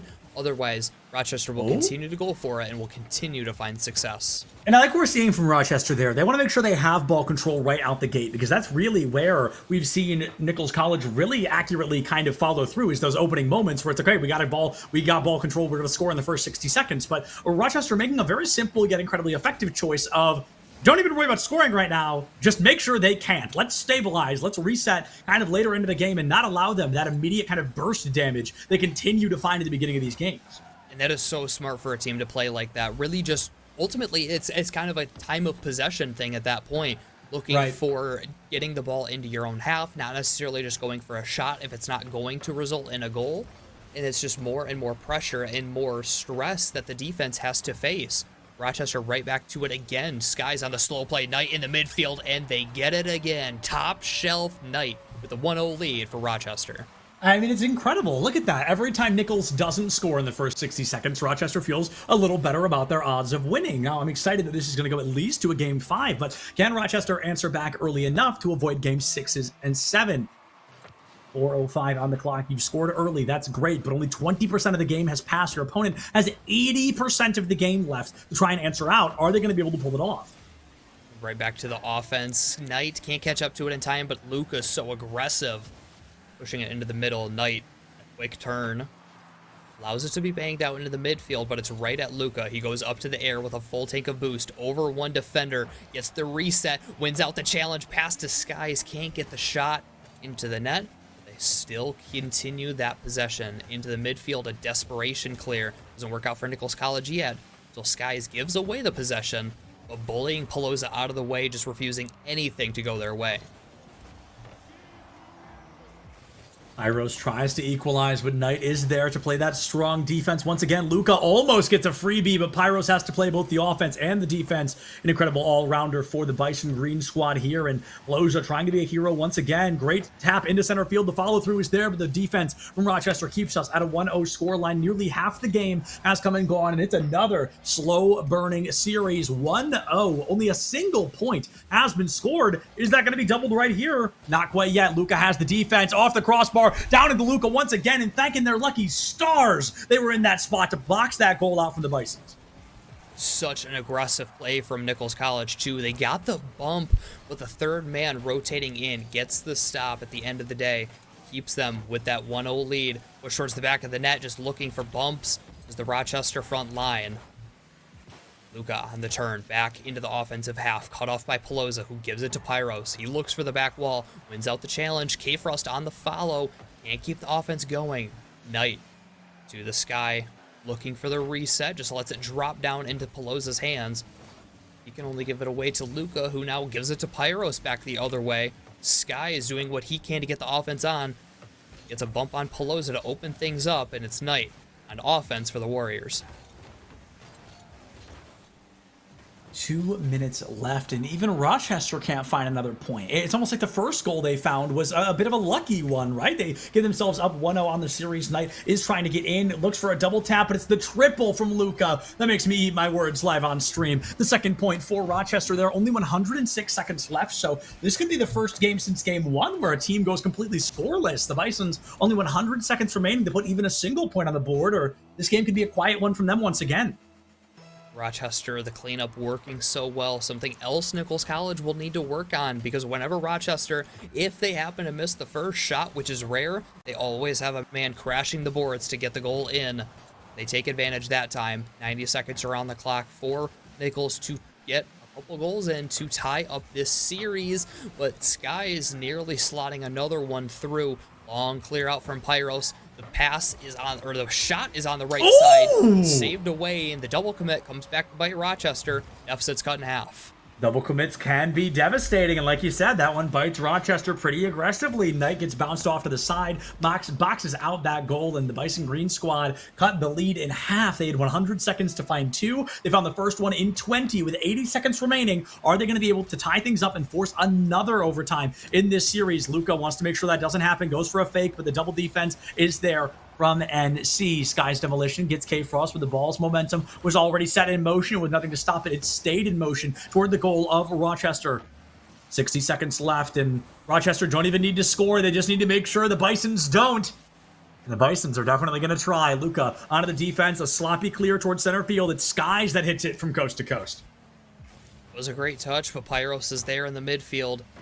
Forced to give it away to Skies, and Knight keeping it close, just trying to win out the challenge. Luka beaten out. Pyros on the shot. It's just a bit high. The rebound right side, too far away from the defender. What a perfectly placed shot to get the game tied up.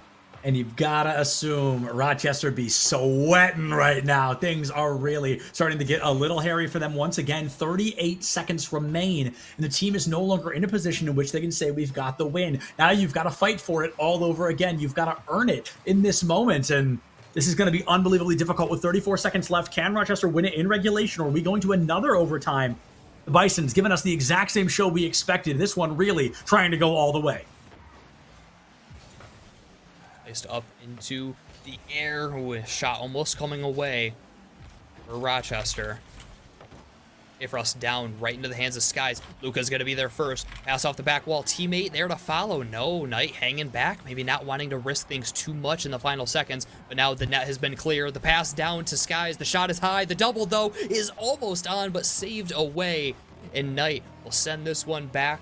But Nichols College will send it into the ground into our second straight overtime. Second overtime here. Can the story be just a little bit different? Rochester starts so unbelievably strong, but it's not about how you start. It's about how you can finish the game. Knight takes it high, goes for a double tap off the scoreboard, up and over Pyros, but there's nobody on a follow-up. Luka tries to catch it into the corner, but the bounce isn't there. Goes up high. Double defense is not going to cost them anything. In fact, it keeps them in the matchup. Skies, some great maneuverability there. The mechanics really coming to light. K-Frost goes for it and sinks it. Absolutely no way. K-Frost puts it down. Powder, we're tied up 2-2, man. What a turnaround from Nichols College, and at this point, we're staring in a mirror from what we saw in the regular season. 2 straight wins from Rochester, followed up by 2 straight wins from Nichols College.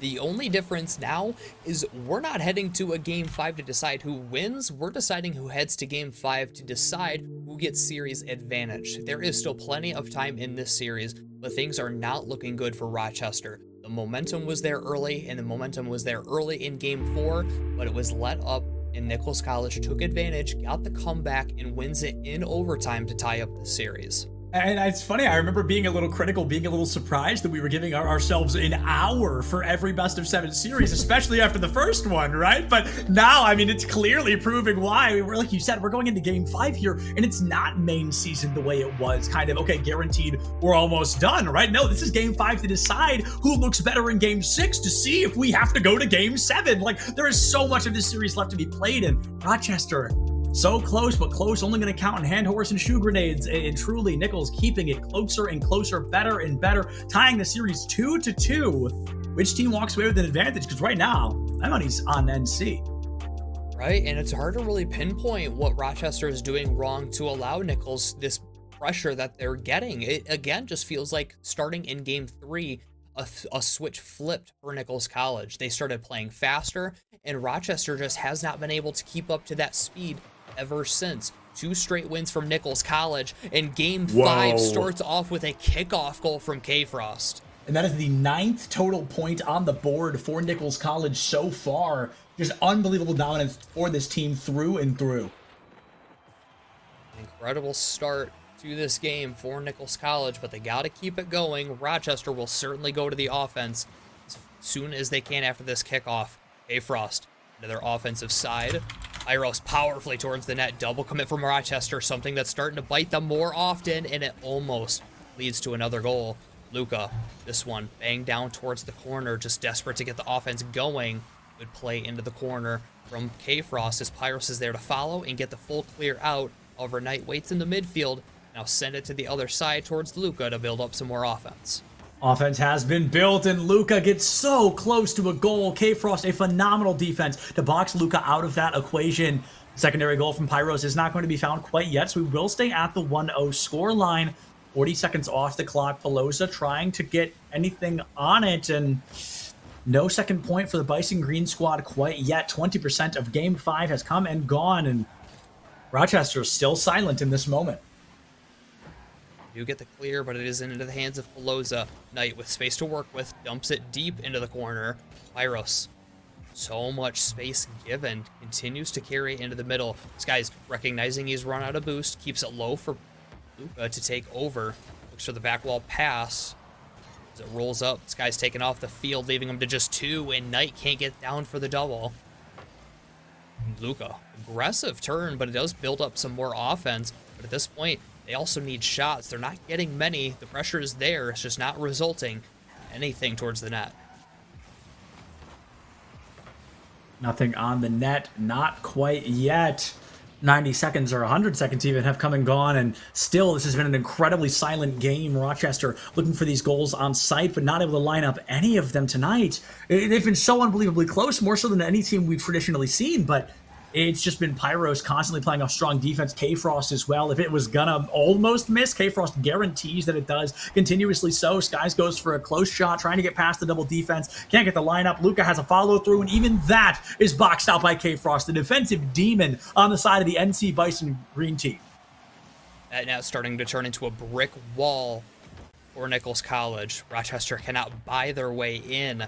There's another pass to the midfield. It gets cut off by K-Frost. He goes to the sky, still with boost to drop it down for Pyros. Takes to the air himself and not win out the challenge. Pelosa's there. Not keep the offense on, though. K-Frost has to rotate back.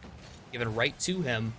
Goes up to the skies. We've just passed halftime, and Rochester still struggling to build up an offense in this game. Luca forced to play this one towards the side. Knight is there to collect. Pelosa is there to stop it and slow down the offensive attack from the Warriors. It's not working out as successfully as it was earlier. They've got to find a way to shake things up because the Nichols College defense is growing stronger and stronger by every second. Stronger by the second indeed here, Powder. This is terrifying. This team, just every single shot we see, every defensive block, every goal they find, continues to push Rochester further and further down into the abyss. Only 107 seconds left here, and if Rochester cannot find anything, they will put a series point against them, as it will be a 3-2 on the series against them, and Nichols will only need just that one more game. Knight going to the sky, trying to get this one back. Sees K-Frost coming in. Skies helps him out and gets the clear down. Pyros is the last one back, but nobody aggressive for Rochester. Instead, it's Luca waiting, plays it into the corner. Skies around one, but loses it out. Luca gets the stop.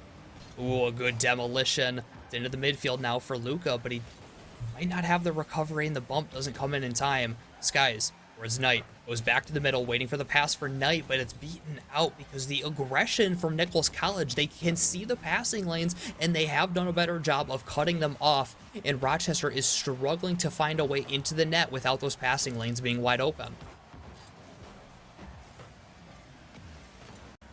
50 seconds left. Rochester's, their passing game has really been a little bit detrimental as we've gotten further into this series.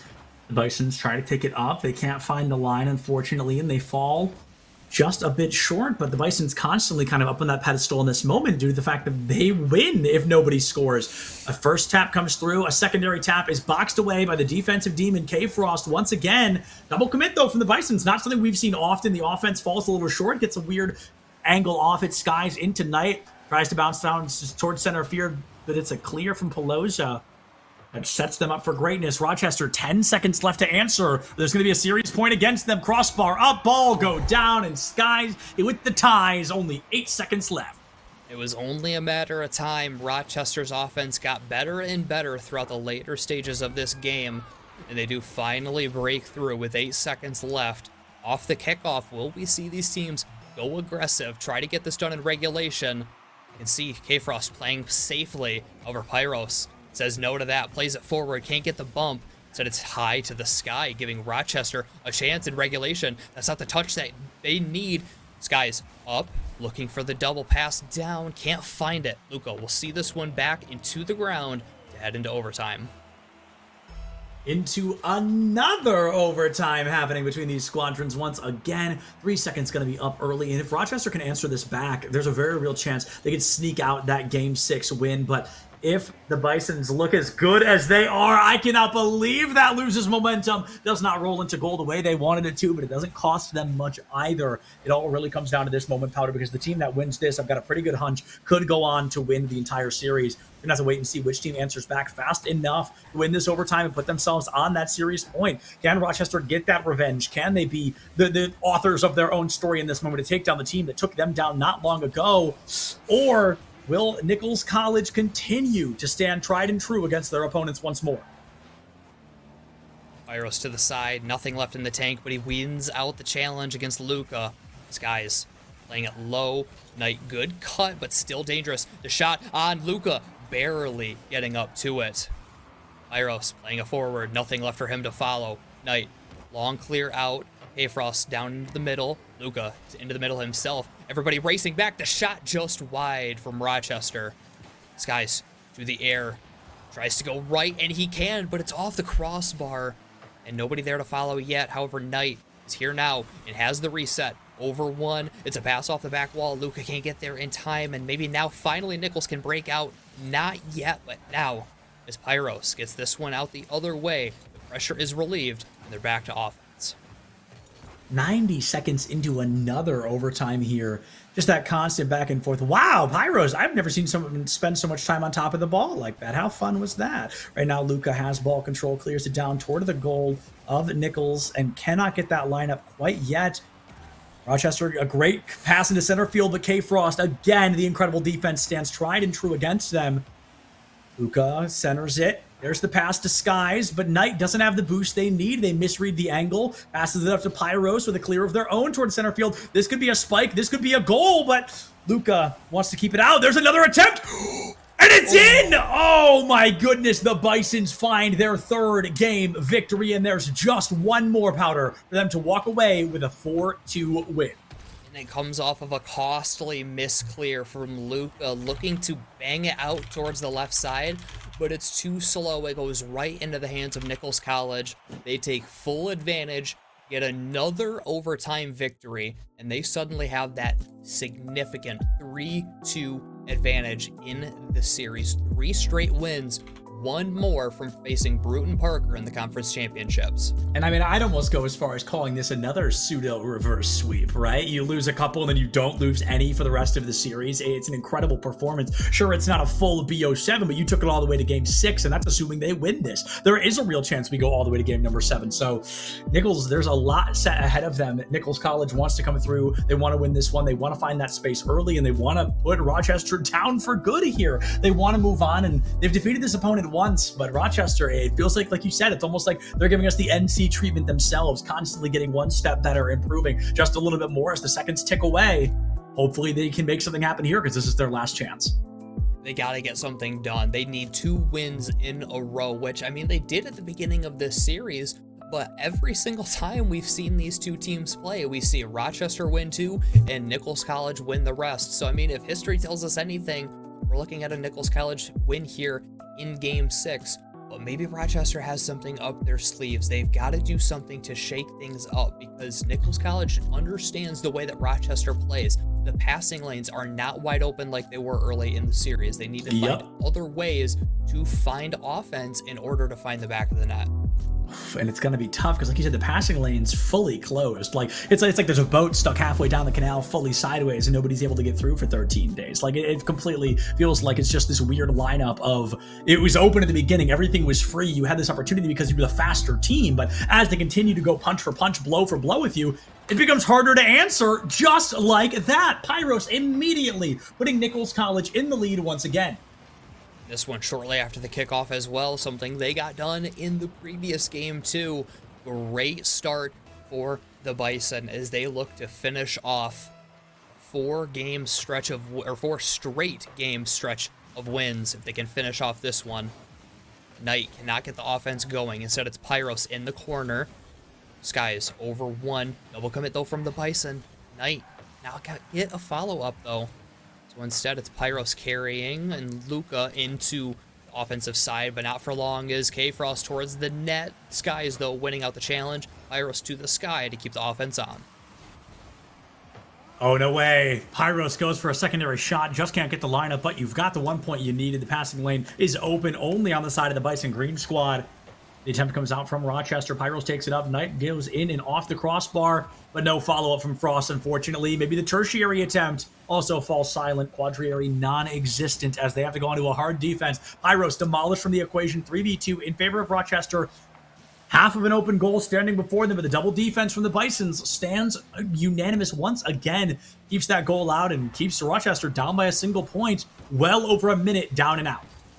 Another thing that Rochester really isn't doing as much as we saw earlier is these quick, I don't even know what to call it other than a quick pass and a go from their teammate. They usually are very good at chipping it up and a teammate will immediately follow it. We're not really seeing that, and I don't know if it's wanting to keep things spaced out to prevent a counterattack from Nichols, but it's something that was working earlier in the series, and I'd like to see Rochester try to go back to, because at this point, you got to throw everything at them to try to get this game tied up, tie the series back up. But again, we see Bison offense quickly sent into the other half by the Warriors. Knight on a turn, back pass to Luca, can't quite get around on it. Said it's a win out from Pyros into midfield for Skies to put more offense on for the Warriors. Luca goes a great pass into center there, and kind of an own goal, kind of not. I'm not sure if that would have gone in either way. Let's take another look here. So Luca gets the tap in off the wall. Who is it? Is it Knight? No, it's Frost that bumps that in. Powder, I don't think that was going to go in.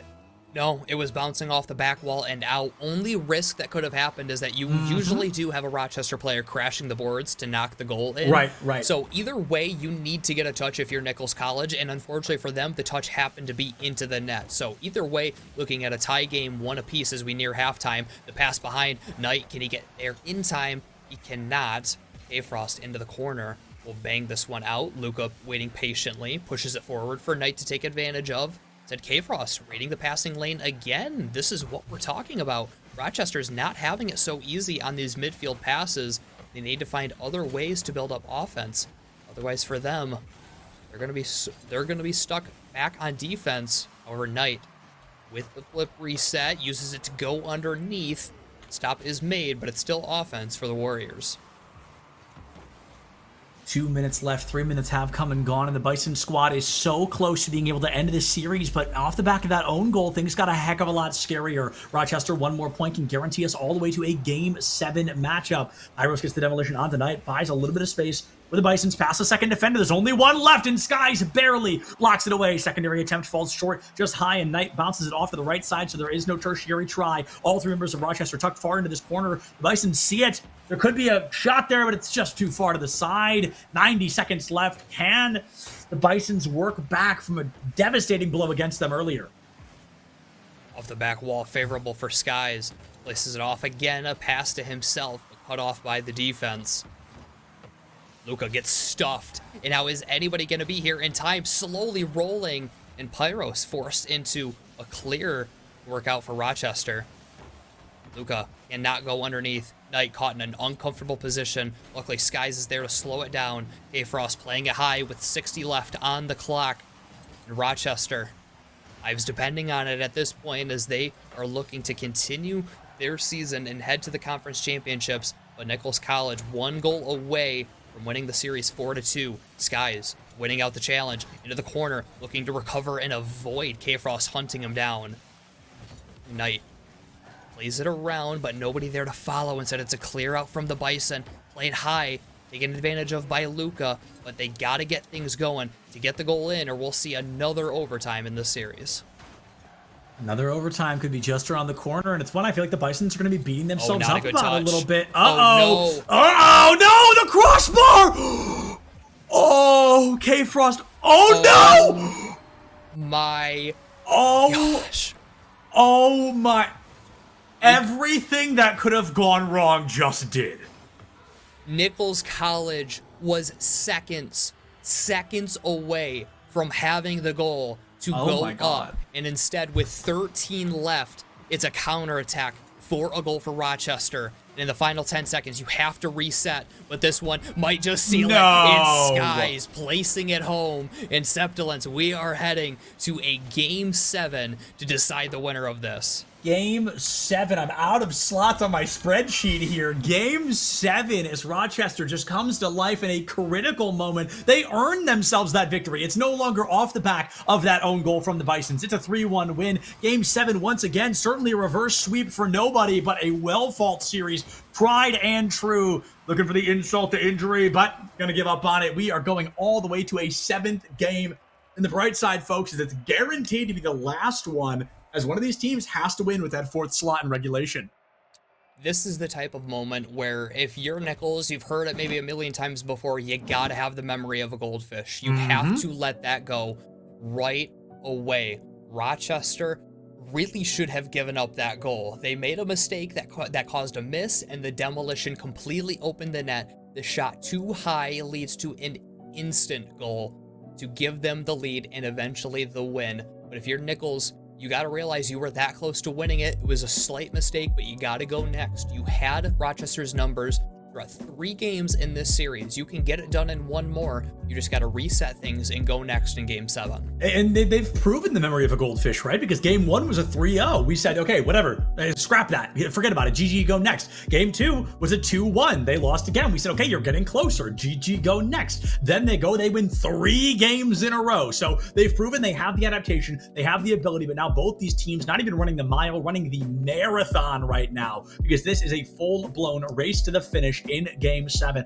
1 point could separate our winners here. And if I can check it is neck and neck here in terms of overall scoring as well. So it is going to come down to a very close matchup here in this 7th and final game.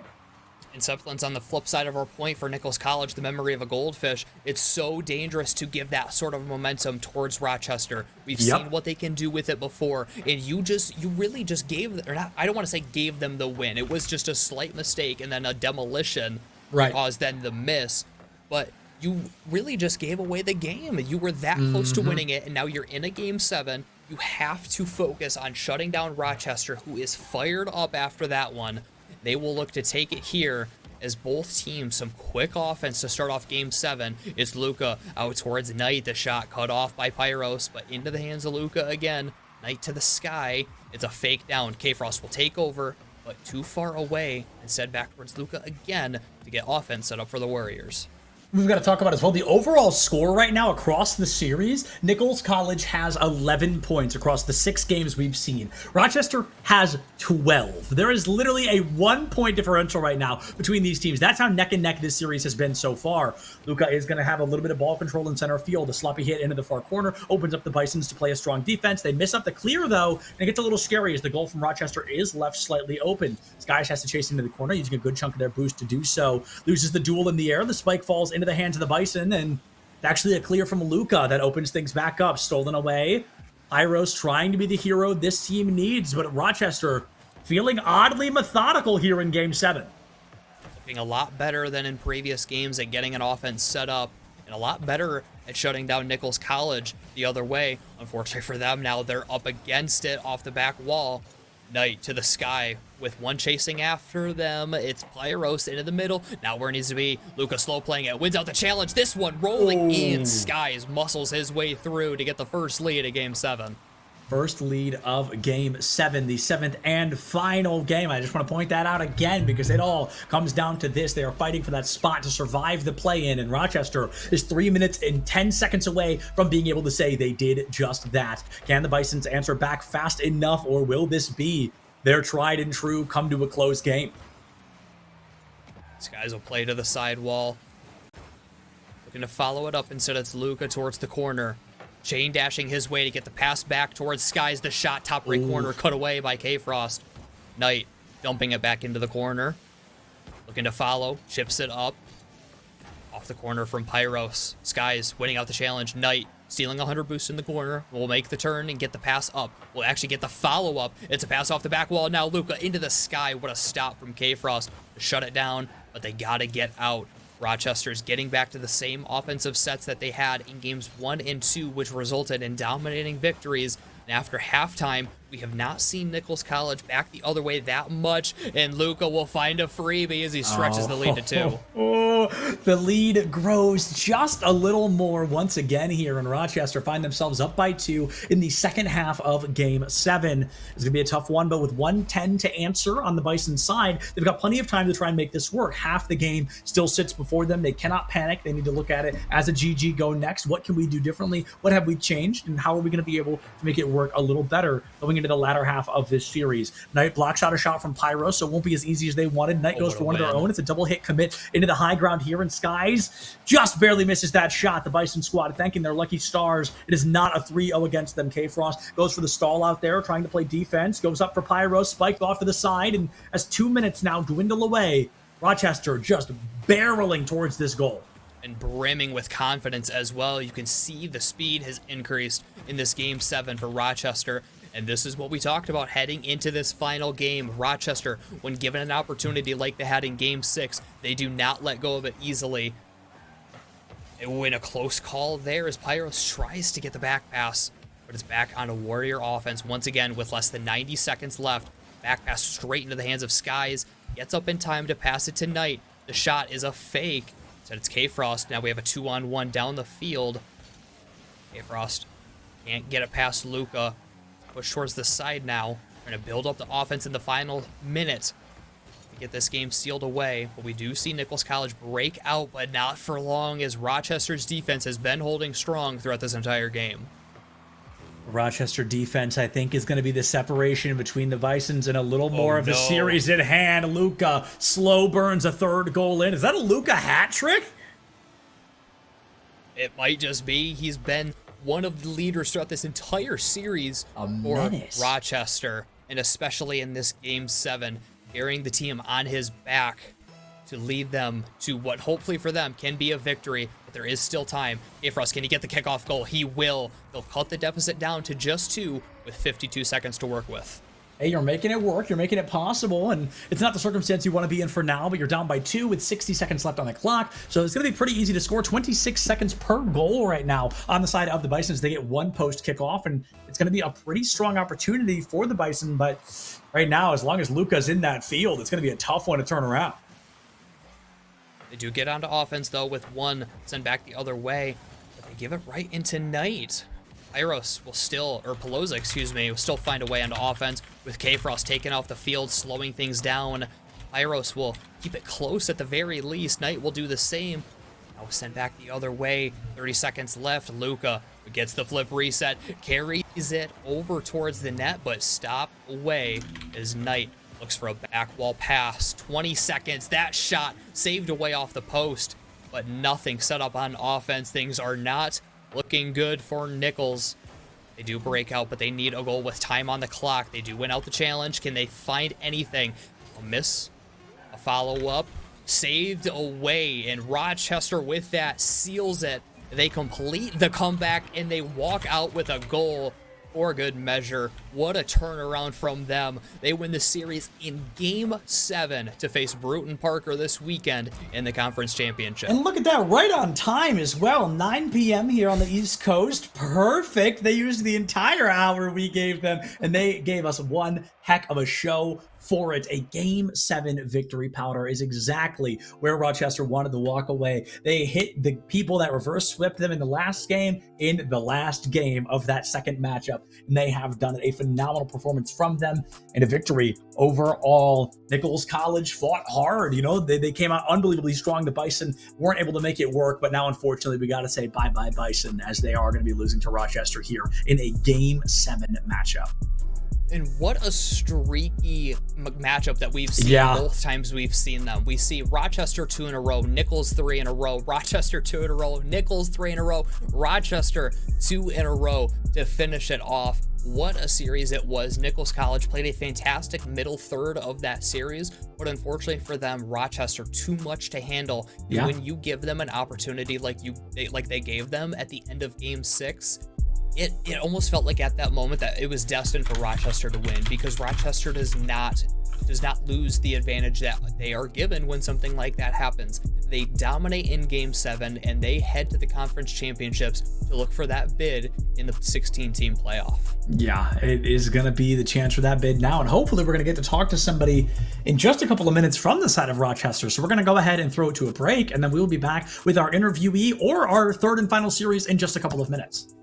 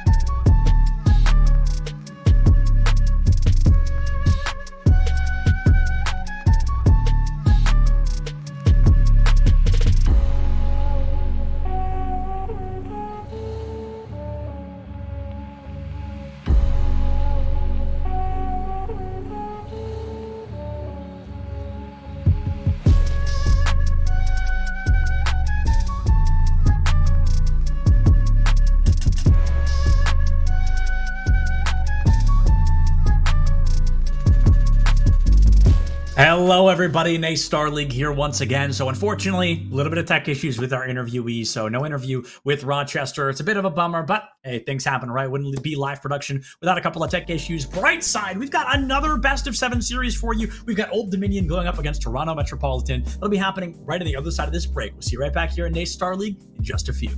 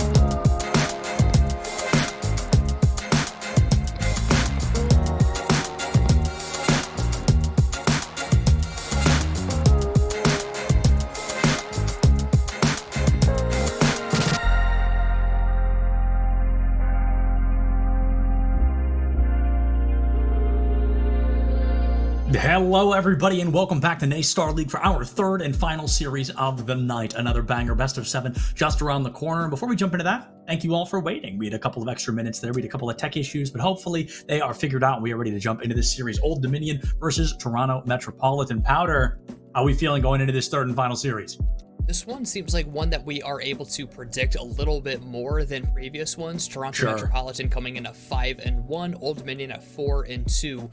These two teams obviously second and third in their respective standings, and Toronto Metropolitan that only lost to the number 1 team, West Virginia. Old Dominion, their only losses to Toronto Metropolitan and West Virginia. So one of those where you can almost predict a little bit more based on the way the standings run down, that this one might favor Toronto Metropolitan, Willie Mandam, Krusty, and Julian a lot more than over Old Dominion.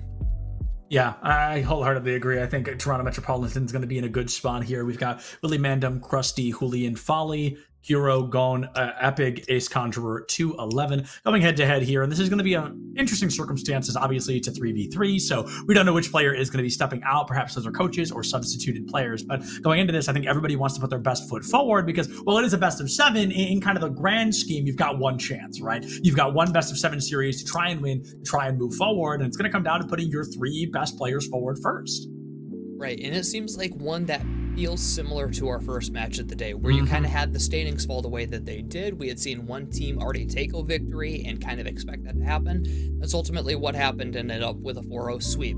This one, I feel like Old Dominion, based on their performance in the regular season match against Toronto Metropolitan, I feel like they have a chance to make this somewhat of an interesting match. But overall, I still got to give the favor to Toronto Metropolitan. This is a fantastic team that, honestly, if they win tonight, could take it to West Virginia this weekend. Yes, I wholeheartedly agree. I think Toronto Metropolitan has a very real chance of going toe-to-toe with West Virginia. But first, they've got to get rid of Old Dominion, and it does not start with an early goal like they were looking for. Toronto Metropolitan not finding that lineup as early as they may have anticipated, but hopefully Old Dominion can answer back quickly as well. You got to hope for that for Old Dominion as they try to get things going in this series. Need to start off quickly, in my opinion. One of those things where you want to get the early offense to try to get that win, other than just getting on the back foot early and giving all the momentum away to Toronto Metropolitan. 15 seconds off the clock here, and nobody's able to find that lineup quite yet. Willie Mandam is going to be going into Kuro. The demolition falls, but the goal not from Toronto, unfortunately. It's going to be cleared out by Old Dominion. Here's another setup towards center field. A bit of a whiff. Has to be followed up by a secondary approach, and Willie is able to line it up. Going to fall just a bit off to the side, and Willie is going to get close, but Willie is going to miss. That's nearly a minute off the clock already. Placed into the corner from Toronto Metropolitan, looking to set up that offense. Is Krusty just waiting for it patiently, dumps it off the sidewall, looking to follow himself, instead given away to Old Dominion. Willie Mandam high off the back wall. Can a defender get there in time? They can, but it's not a great touch. Julian to the midfield, easy enough for Krusty to finish it off. 1-0 lead for Toronto Metropolitan. 1-0 lead for Toronto here. Only a minute off the clock. 20% of the game has come and gone, but now we see Old Dominion down by that 1 point. Can it make the difference to give Toronto that goal they want, that lead they want, rather? And is it going to be Old Dominion answering back quickly? Let's take a look at this kickoff and see how it goes. Ball favor in control of Old Dominion, up and over the last standing defender. A double tap around it, but it falls short. Gone. It makes sure the lead is gone for Toronto there. Ties us up 1-1. Not even a 5-second goal.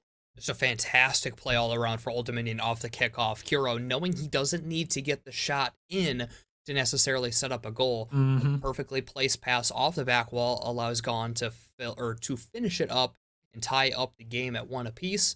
Oh, and off the kickoff again, maybe something they can look to continue going towards as a pick, knocks it in to give them the lead. That is an incredible opportunity for Old Dominion to strike through like that, down by 1, and then all of a sudden up by 1 in less than 10 in-game seconds. A phenomenal turnaround from this squad. It's going to be a great boost of energy here in Game 1, but this is minimum a 4-game series, so they cannot overplay their hand. They cannot overstay their welcome. They've got to boost their energy accordingly, or something just like that can happen. Krusty lets the lead stand no longer and resettles the score 2-2. Multiple kickoff goals in a row now for each team as Krusty now finds his way through, gets the game tied back up. And both of these teams, both great at and both susceptible to the kickoff game. So it's a matter of cleaning that up as we see another opportunity, this time for Gone, placed a bit high. And we finally have at least a few seconds of a break, but it wasn't much longer. Kuro slots it in and gives Old Dominion another lead. Old Dominion finds a lead once again, and this is an incredibly high-scoring game already. Powder game 1 having 5 points on the board, I believe. Oh, just kidding. Kennesaw had 7. I was going to say, I believe that's the most we've had, but 8 is currently the number to beat for most points scored in a game. Nope, it's 9. I swear I can count. Anyway, 9 points is the most a team needs to score to put it on that high-scoring threshold to set a new record here today at A-Star League. But with what we're looking at right now, we've seen 5 in 90 seconds. 9 should be no problem. Yeah, both of these teams, great offense to start off, and we finally do get a little bit of a break in the action as nothing off of this kickoff. Play continues on. Willie Mandam, neutral challenge up towards Julian, looking for the back wall, cannot chase the defender down. It's still missed off the back wall, though. Placed over towards the side. Julian, though, has to rotate back. Said it's a pig into the corner, pinched, cut off by Willie Mandam. Out towards the midfield. Kiro cannot find it. A carry down from Willie. The flip reset cut away by Kiro at the last moment. But it's Helion to keep it going. Half the game has come and gone, and all of a sudden, like you said, the scores have really slowed down a bit. Neither team finding those kickoff goals, those immediate freebies, as they're beginning to adapt here in the latter half of game 1. They recognize a high-scoring game can be incredibly dangerous both for and against your team, because as the more goals slip through, the harder it becomes to play that strong defense. But second half of game 1, Old Dominion up by 1. Is that going to be a freebie for Willie? It's going to fall just a little short. A pig gets that block out there and keeps the score 3-2 in favor of Old Dominion. Dumped back to the other side, right into the hands of Old Dominion. They go up to the sky, cut off by Krusty. Willie Mandam on the side. A net pretty much free, but Hero does race in, at least cuts off the free play from Toronto Metropolitan. But given right into the hands of Krusty, wins out the challenge. Helion just has to clean it up, and he does so easily. Ties up the game at 3 apiece. King Julian coming in large for Toronto there. 2 minutes on the clock, and it's going to be 3-3. Third time we've been reset to essentially a tied game, a 0-0. The next point is going to be possibly the most critical, as these teams need to find that opportunity to take a lead. A very high-scoring affair, but how many points are on the board doesn't matter. You've just got to have more than your enemy. Gone with the fake. Tries to chip it up into the net. Cut away by Willie Mandam. Towards the side. Kiro, no boost. Gives it away to Krusty. Goes to the sky. Up and over. It's a free net for Julian. Off the back wall. Great pass. And the shot follow-up is there from Willie Mandam to get the lead finally back into the hands of TMU. It's taken a while, but TMU coming in clutch once again. Willie gets the lineup, finds the goal, and with only 104 seconds left on the clock, is there going to be another answer from Old Dominion? Statistics suggest, yeah, absolutely there's going to be. Can TMU answer it back fast enough, or is it going to be another 4-4? Are we going to be seeing an overtime off of such a high-scoring game? Hero kills it down. Krusty to follow. Playing for the back wall, up and over 1. And the follow-up come from Kiro? It does, but right into the hands of Willie Mandam. A pig up to the sky. Julian towards the other side, looking to follow this up himself. Gets the pass, beats out, I think, 2. Hero bit a little bit on it. Krusty to the sky, beats out the defender to keep offense going. And I like TMU's aggression here. It's allowing them to maintain this offense and not allow really anything to get back towards Old Dominion. Nothing for Old Dominion is exactly what TMU needs in a moment like this. 1 minute remaining here, and it's going to be Krusty trying to find a lineup. An extra point for TMU here, I think, seals the deal. Just like that, Willie Mandam puts that 5th point on the board, and with a 2-point advantage less than a minute on the clock, Old Dominion certainly has a large task ahead of them. It's important to note that they scored 3 times in 20 in-game seconds earlier. So with 60 still on the clock, Old Dominion is not a team we're ready to write out quite yet. Yeah, not at all. Plenty of time is left on the clock, especially off these kickoffs, something that's worked out for them multiple times. It looks like they're going to have a chance. Down from gone, but put away by the defense. What a stop, and the follow-up is there to send it back the other way. Julian to try to cut this one off, and he does. Back into the midfield. Can't quite do so. Krusty on the follow-up now, dumping it into the corner. Great job from TMU to reset off the kickoff and get the stop when needed. Now it forces Old Dominion to try to make the comeback with under 30 to go and 2 goals needed to tie it. 2 goals needed to tie things up here with only 20 seconds left on the clock. Willie Mandam commanding a great sense of ball control here for TMU, making it difficult for Old Dominion to answer back. I do want to talk about as well, they've tied the 8-point threshold that I was asking about earlier. It's going to be the most points we've seen, though, with only 1 more to tie it up from that 7-2 earlier. TMU, though, 3 seconds left, not able to find that extra goal. Maybe Kuro puts one down for the road, but that is certainly a game one victory for TMU in that game one. 5-3 on the board. Pretty strong start, but as we saw earlier, Powder, your performance in game one certainly does not dictate the rest of the series at hand. Not at all. And not only that, I mean, we saw Old Dominion take multiple leads in this game. This is not going to be easy for Toronto Metropolitan. They had to fight for this. They had an early lead, gave it up, and fought back later to eventually get the game win. Old Dominion showed that they can fight, and this is why the match earlier in the regular season was a close 3-1 in favor of Toronto Metropolitan. Old Dominion's not just going to roll over. It's going to be a tough fight for TMU, but if they can keep up the offense like they have a great shot at taking this series. Yeah, there's a phenomenal opportunity to take a series here, and it would be probably one of our more one-sided series. We saw a 4-0 in favor of Kennesaw earlier. Then, of course, we go all the way to Game 7 with Nichols College and Rochester, and now jumping into this last one, is it going to be another 4-0? Is it going to go to Game 7, or is it going to fall somewhere in between? That is currently up to Old Dominion and try to figure out what exactly it is they want to do with this level of performance, or if they can even answer out. Is this just going to be the TMU show for the next 15 minutes?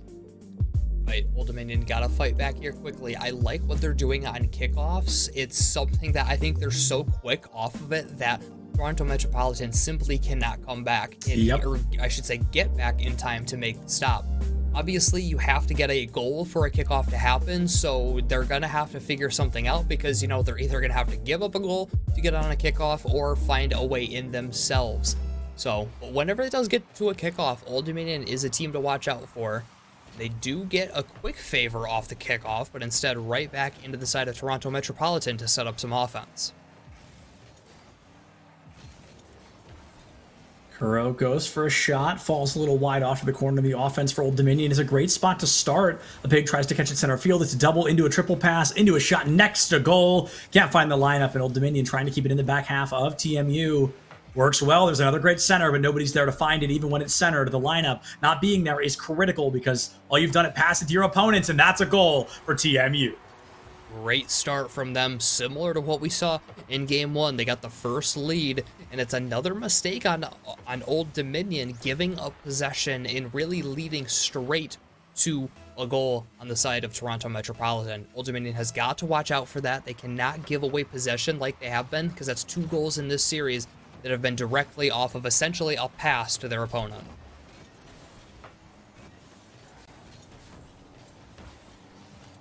Gone has ball control in favor of Old Dominion, but currently the momentum just carrying it toward the goal of Old Dominion. No secondary follow-up. Krusty gets a fake past one, a dodge past another, and it's the third defender that catches it.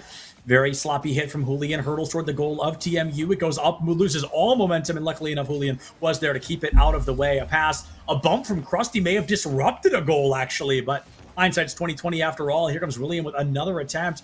Pass to center, cleared away. Julian needs to be the goalie again. Good stop, though, on the corner, and he gets the 100 boost with it. Krusty comes in to help him push it down the field. Off the side wall, Krusty placed it into the middle.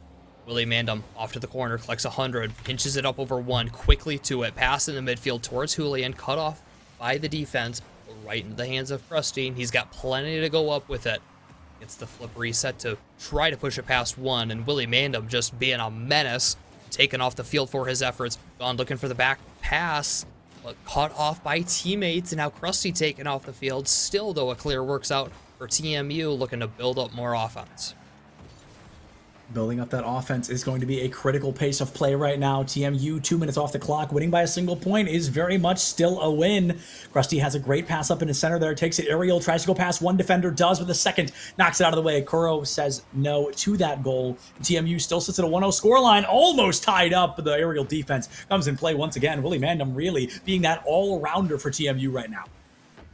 Krusty winning out the challenge, pushing it further to the offensive half. Laterally towards the other side, Kuro follows it up, takes 100 boost away.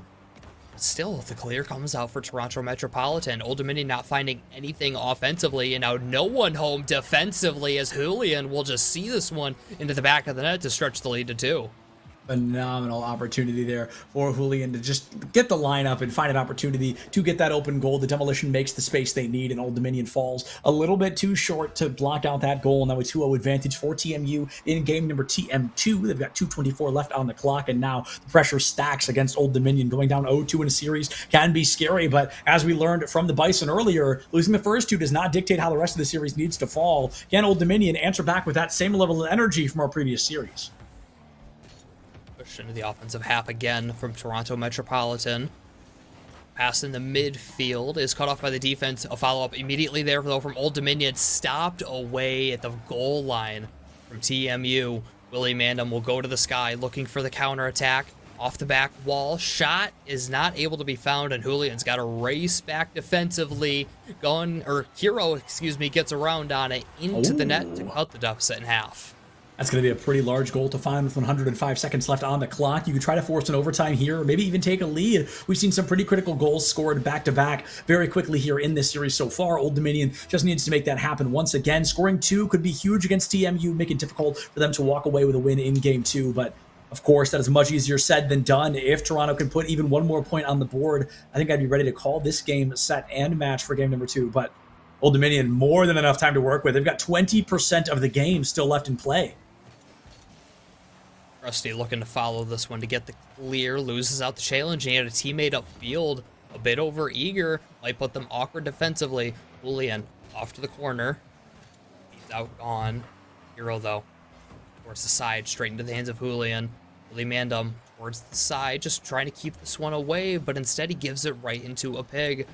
Towards the side again, and for the clear. Rotation around from Willie Mandam, loses out the challenge. Krusty is there to follow, plays it slow, has plenty of boost to work with as he flicks it up. Gone on the follow, trying to get anything set up for Old Dominion, but it's just not happening. Try to get this one around. Willie Mandam, the pass over to Krusty is unsuccessful. And it's Old Dominion going on to offense, trying to look for that tying goal. The tying goal is certainly going to be found against the clock here with 35 seconds left remaining. Can Old Dominion answer back? Are they going to have to kiss game 2 goodbye the same way they did to game 1? Now, this one has been a little bit closer. It was a 2-point differential in game 1. Right now, it's only a single point. A pig wants to tie things up. A ball control stolen away. A hard clear from TMU. One goes to another. Pig finds the disruption, spikes it up. Gone goes for the set, actually lining up TMU for a really large opportunity. Willie has it. The follow-up is short. Julian has to go for a secondary attempt. Can Krusty land it? Julian can't snake it in either. All 3 defenders in the forward half of Old Dominion. And even that's not going to be enough. Off the wall. Off the far shot. Oh, it's devastating. Willie keeps it alive. You've got to wonder why, but it looks like it's still going to bounce down into the ground. And TMU walking away with a 2-1 win in game number 2.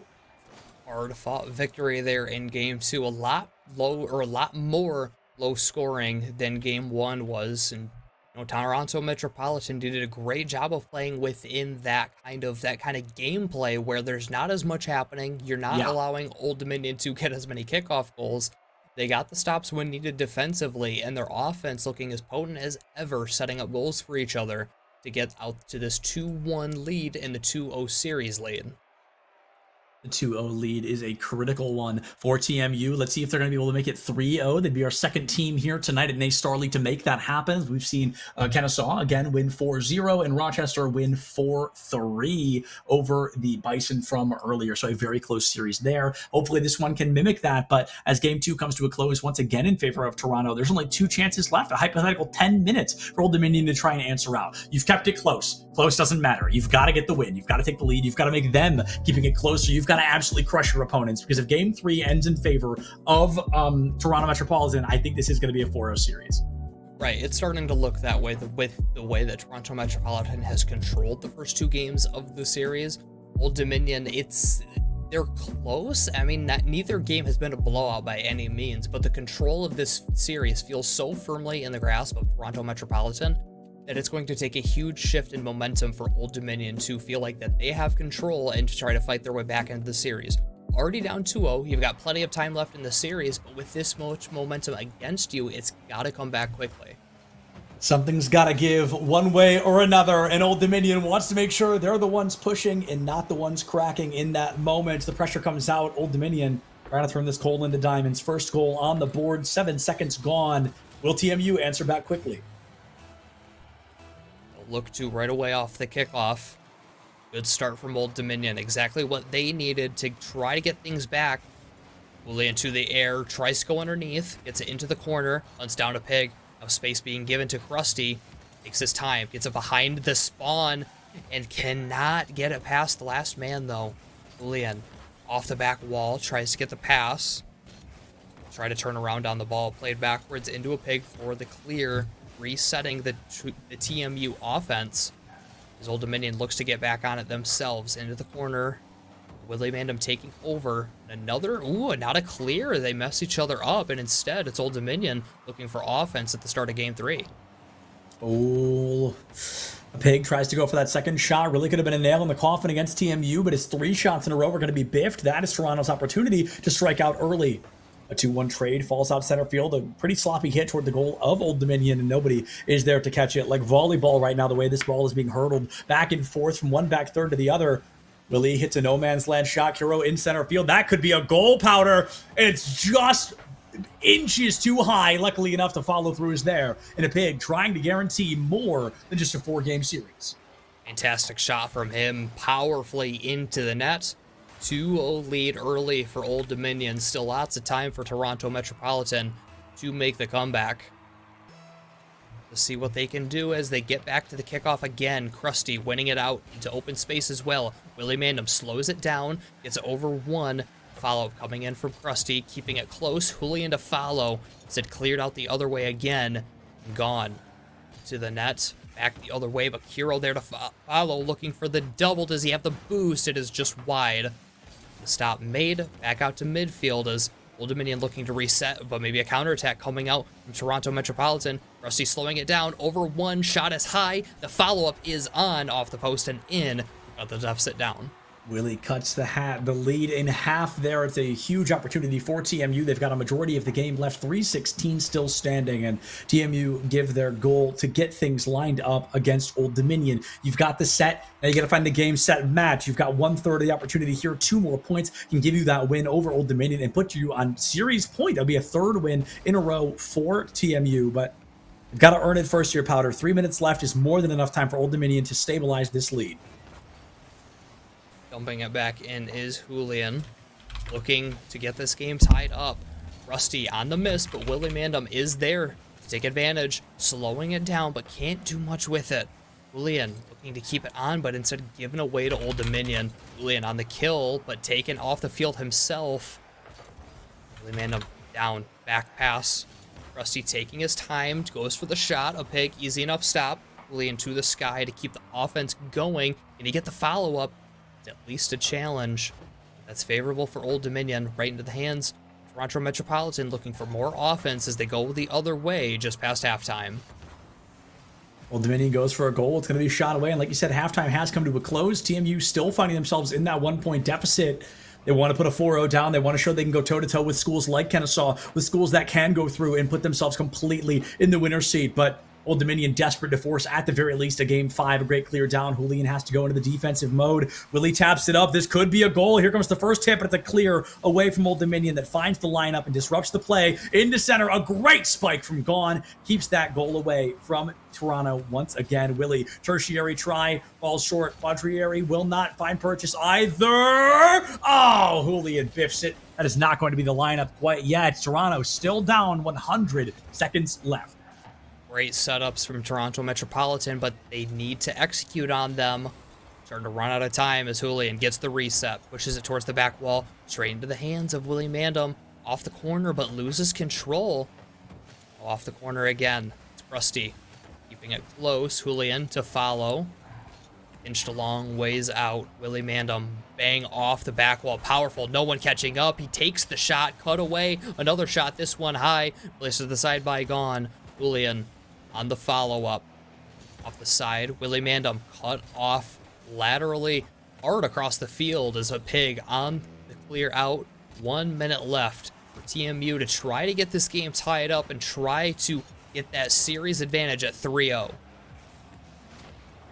50 seconds left on the clock here, and oh my goodness, Krusty, a little too rusty, can't get the lineup. Kuro says heck no, and it's 42 seconds left with Toronto still finding themselves down in that 1-point deficit.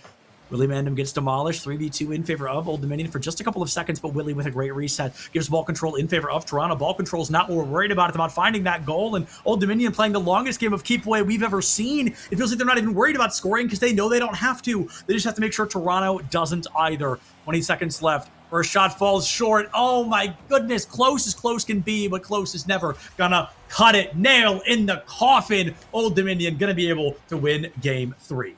Fantastic turnaround here in game 3 for Old Dominion. Gone on the read perfectly into the net. With 15 seconds left, difficult for Toronto Metropolitan. They'll need a kickoff goal if they want a chance of taking this game. Otherwise, it went off that kickoff. It looks like it will be an Old Dominion goal, so Toronto Metropolitan going to need to reset after this game to try to take the remainder of this series. 12 seconds left. Old Dominion definitely winning game 3 here, but like you said, that's only the 3rd game on the horizon, so they've got to win 3 more and essentially do it before we see TMU put down 2 more of their own. 10 seconds here, and Old Dominion certainly has this game in the bag. I've got to say, some great adaptation from them here. They make a lot of strong changes, and unfortunately, it just does not work out for TMU, but Old Dominion stoked to still be in this series. Not a 4-0 for them today. Fantastic game here. Completely turning things around. Toronto Metropolitan did not seem as comfortable on offense, and they did not seem to have as many opportunities on offense that they had previously. Old Dominion did a great job of suffocating that and getting onto offense themselves to set up opportunities. Yeah, the passing lanes being completely closed out by Old Dominion, and then as soon as they got a point advantage, I think there's a really obvious kind of shift in their play style where it became, find demolitions, find bumps, don't even worry about scoring because we'll win. If they don't score, we win. Play the hardest defense of your life and get the bumps, get the disruptions, get the clears, get the Hail Mary coast-to-coast shots. Like, that was the name of the game for Old Dominion, and you can't flack it. It worked perfectly. They had the lineup. They did exactly what they wanted to. Is it risky? Yes, but when you ending up 4-1 at the end of the series, you could have even let 1 or 2 points slip through because you'd still win by that 1, and that 1 is what matters, and Old Dominion found it 3 times. So 4-1 victory for Old Dominion does give them a breath of life in this series, and going into game 4 here, can there be a turnaround from TMU? Will that light a fire underneath them to come into this next game even stronger, or is Old Dominion beginning to find their stride? You'd think that Toronto Metropolitan would be able to turn things around with the way that they played it throughout the first 2 games, but this could be just another Rochester Nichols College situation where Old Dominion now has, Toronto Metropolitan's number and can continue to carry this momentum throughout the remainder of the series. I think that this one still tilts a little more towards, Toronto Metropolitan getting the teams mixed up here, but still, I think Toronto Metropolitan has a fantastic chance at the series, but they have to shut down the opportunities that Old Dominion are finding. 4:50 on the clock as game 4 begins. A fresh, clean slate for both teams, and the first goal is going to be the one to really draw that first blood against their opponents once again. 20 seconds off the clock. Ball control in favor of Old Dominion. A weird pass down. Willie tries to beat 2 defenders, just can't win that 2v1, and Julian just a frame too slow. Krusty blocked away. 30 seconds gone. TMU 3 shots on goal, all null and void. Still a good start from Toronto Metropolitan. A lot of offense, but a pig will put it right back into the offensive side for Old Dominion. Krusty over 1. Gets the bump to open up space, but gone on a fake. It's instead dumped out. Krusty should have time to clean this up. It's instead Julian, and Krusty was taken off the field, opening things on the back line. Willie Mandem for a stop. Toronto Metropolitan trying to do anything they can to break out, and they cannot. A pig slamming it into the net to take the first lead of this game. The lead in favor of Old Dominion once again here, only a minute 2 off the clock, so Old Dominion is going to be able to find that first goal. TMU very silent these last couple of minutes, not able to put as many points down on the board as perhaps they were hoping as it continues to stack up against them. Luckily, it's only 1 point in the first 20% of the game. Willie finds a demolition, gives Toronto a pretty large opportunity to play defense, and a defense they have to, as Old Dominion is living in their back third rent-free right now. Toronto Metropolitan needs to find a way back onto offense more because we're not seeing as many opportunities as we saw early on in this series. It's been a lot more favorable for Old Dominion as another one slams into the back of the net. Not even 90 seconds in, and it's a 2-0 lead for Old Dominion. 2-0 lead for Old Dominion here, not even 90 seconds into this fourth game, and they are really beginning to come to life. Like you said, it's the Rochester syndrome all over again. You win the first couple, you fall quiet for a few more. Is this going to be another Game 7 series? On towards the other side. It is Kiro to follow, looking for the hook shot. Instead, it's a fake, dumping it back towards Kiro. Shot immediately caught at the point of contact by Krusty. Julian into the offensive half, but straight into the hands of Kiro. He takes it up the side, cannot get it cut away, pushes it further. Shot will be just off and cleaned up by Krusty. Doesn't have anything left in the tank. Gone, taken off the field, opening up space in the midfield for Julian, who's taken off the field himself. Now Kiro, pass off the back wall, cut off. Now the other way, can Krusty get around on this for a pass? He can. Swept up by the Old Dominion defense. Toronto Metropolitan still trying to find anything that they can for offense. That shot just off the post and out. Instead, it's a back pass towards the other way and is actually going to lead directly to an Old Dominion goal. That is an Old Dominion goal once again. Oldest trick in the book there. We saw it happen in the last series. Somebody almost gets a goal, and then the other team just steals it and puts one down. 3-0 in favor of Old Dominion. Truly coming to life in a critical moment here. I'm excited to see what they can do in these remaining 2.5 minutes, because right now they've got TMU on the ropes. Hero will set up the offense again for Old Dominion as their offense has come alive here in the past 2 games. Well on their way to tying up this series if they can get a win here in this game. Toronto Metropolitan, though, still a lot of time in this game to make the comeback, try to get themselves out to a 3-1 series lead and get themselves on series point. Krusty, a flick over the last man and not into the net. Can Julian clean it up? He cannot. The flick was too slow. Instead, it's gone. Not able to follow it. Instead, back still on offense for Old Dominion. It's pushed back in. And now back into the hands of Toronto Metropolitan. A pass off the back wall. Julian needs to find it, and he does. Okay. Cutting the deficit down. That is the deficit being cut down a little bit, but it doesn't matter when you cut it down. You got to get it stronger. You've got to line things up here, and I'm looking to see if Old Dominion is going to kind of let this happen. Can Toronto answer back 2 more in 2 minutes? Are they going to make it a 3-3 overtime? Can they find even 3 in 2 minutes and really put themselves back in the winner's seat? That will bump them up to game points, or no, that'll send them up to their second game, right? No, third game. I'm going insane. Okay, it's been a long night. 100 seconds left. Toronto down by 2, 1 goal per 50, and Old Dominion trying to keep that ball control once again. Trying to catch the ball, send it back the other way as a pig. Can't quite do so. Willie Mandam gets the bump, but none of his teammates are close enough to be able to turn that into immediate offense. Willie Mandam on a turn will attempt to set the offense back up. It might be too late. Still gets it forward. Julian, the shot will be wide and cleaned up by Gone. It's the side now. Over towards Kiro. A dump clear is really Old Dominion. All Old Dominion needs to be able to continue along with this game. It's got kind of to the point where Old Dominion, they don't need to necessarily score. Toronto Metropolitan's offense has not looked as good as it did early on in this series. And at this point, they can just try to outlast them. Yeah, it's definitely becoming a little bit of TMU's offense really slowing down. And I referenced that, I think, way back at the end of game 1. I said, you cannot be running the sprint instead of the mile right now. You've got to hold everything into the boosters. And unfortunately, I'm not sure TMU did that. I think we are very likely going to be going to a 2-2 tied game series. And at the very least, a game 6 of this final series of the night. Comes back in, last chance for Toronto Metropolitan. Not enough time on the clock. Towards the corner. Krusty getting it forward. Julian on a fake. Might have worked out as it's now into the corner. Julian back into the middle for Willie Mandam, but instead it's another clear out. And that one about seals it as Old Dominion has fought back and tied this series at 2 apiece. This one heading to at least a game 6. As Old Dominion has completely turned the series on its head. Good stop at the last second, but either way, this one's still ending in an Old Dominion victory. Old Dominion winning their second game and now guaranteeing that we go as many games as we possibly can here at the NA Star League, as we are going at the very least to a game 6. It's going to be 2-2 on the board right now. Somebody needs to win 2 of their own, and going into this 5th game, who is going to be able to take that series advantage? Old Dominion clearly seems to be the favorite right now due to the fact they won 2 games in a row, and relatively dominantly at that. They're halfway done with their goal, and TMU still halfway done with their own, but unfortunately have not made waves in quite a while. Right, we've seen the same thing in 2 straight matches now. One team, the 2-0 lead, and then immediately cut down. Series is tied back up.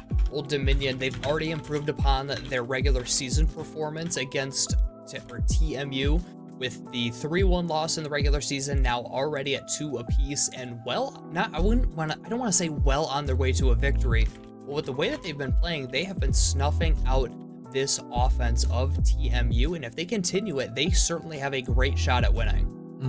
They've got to continue this. They've got to keep snuffing out the offense, go for the bumps, go for the demolitions, go for stealing boost as often as you can, and just play that constant kind of chaos composition. It's something we've seen very often from a lot of teams, something that we often highlight, and I think Old Dominion is doing it well. They're not sitting still, they're getting the boost, they're finding the bumps, they're stealing ball control, they're going for those Hail Mary clears, but unlike a lot of our losing teams earlier today, they actually have somebody there to catch the clear. It's not just this weird kind of panic shot that falls through, it's more of a pass than anything, and that's what they've really been thriving off of. TMU will attempt to start the game on offense as Krusty behind 1. A pig stuffed by Willie Mandam, who looks for the bump on Gone, can't land it. So instead, out to the midfield, right into Julian, looking for the back wall play, and that back wall been completely covered by ODU throughout this series. Something else is going to need to be done by TMU. Open up space on the offensive side. That one just given straight into the hands of Old Dominion. A free shot is saved away by Julian. Krusty will try to see this one out. Can't quite do it fully as it's off the back wall. Another pass and a pig will stuff it to try to keep it on.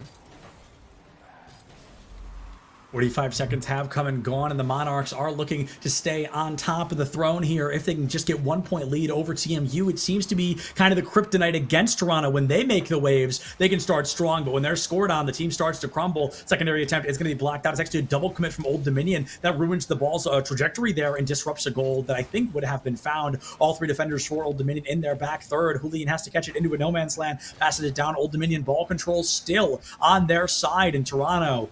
Double commit defense. Is it going to be worthwhile? All 3 members playing a hard defense, and it could be for naught as, oh my goodness, Krusty goes for the anchor there, slams it down, and keeps us at that 0-0. I cannot believe that was a successful defense.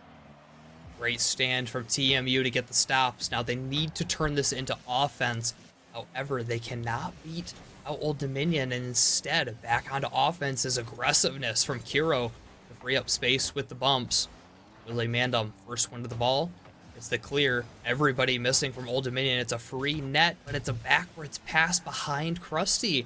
And now a double commit from Toronto Metropolitan as well. Still with the time to get the offense set up. Shot is cut away. Julian racing in, tries to get the shot, is not successful. Instead, it's a clear out for Old Dominion.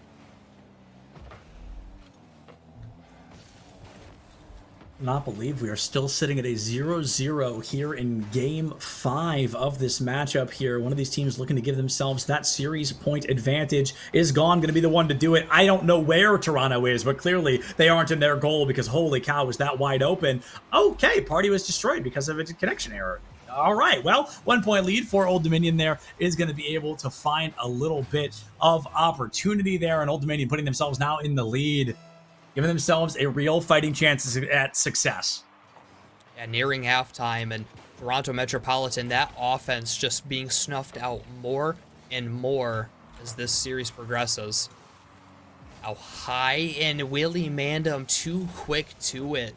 Almost had a freebie, but instead now it's Old Dominion offense on the counterattack. A fake into the net for Kiro to finish it. 2-0 lead for Old Dominion.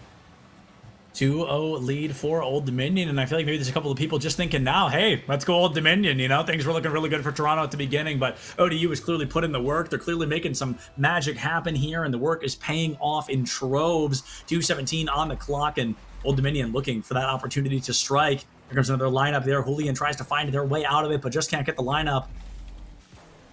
Old Dominion is trying now to shut out TMU, and with that third goal, they're getting closer and closer. Toronto has fallen completely and utterly silent in this moment, Powder. I cannot believe Old Dominion's dominance over the series right now. Right, this is a completely different TMU team than we saw, especially in game 1 with that high-scoring affair between both teams. 5 goals put up by Toronto Metropolitan, and they have been mostly silenced throughout the last few games. This one well on its way to a third straight victory for Old Dominion to take series advantage, get them on series point, and be just a bit closer towards the conference championship against West Virginia. Still plenty of time for Toronto Metropolitan in this game. There's not a lot of it, but enough to get it tied up, try to at least send it to overtime. And at the beginning, we talked a lot about how TMU feels like a team that would be able to give West Virginia a run for their money, but I've got to say, if Old Dominion plays like this, I mean, they clearly can go toe-to-toe as well. If they can shut out a team as talented as the Toronto Metropolitan squad, clearly they've got a lot to work with, and Old Dominion desperate to try and prove their weight's worth in gold. 80 seconds now left on the clock in Game 5. I don't even know if Old Dominion needs to score anymore. A 3-0 lead is going to be really tough to crawl back from, as TMU's offense has fallen utterly silent.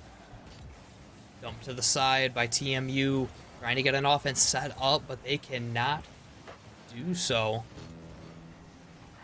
Willie Mandam off to the side, trying to set up that offense, but loses it.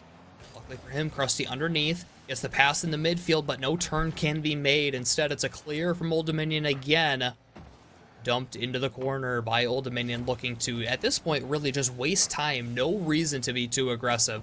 Toronto Metropolitan has had virtually no offense the last 3 games now, and with that, well on their way to a third straight victory to try to take this series. They might add a 4th inning for good measure, don't need it, but Krusty will see a freebie into the other side, maybe giving them hope in the final seconds.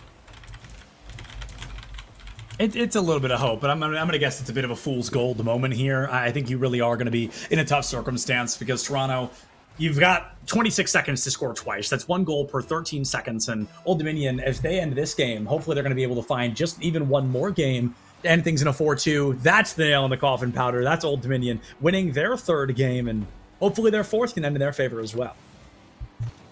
Another kickoff goal, something we saw early on from Old Dominion, as they send that one in to just about seal things here in this game, looking to take that 3-2 series lead in Toronto Metropolitan. I mean, at this point, we were calling for almost a sweep for Toronto Metropolitan after 2 games, and Old Dominion has completely turned things around, looking to take 4 straight if they can take the next one and send themselves to that conference championship.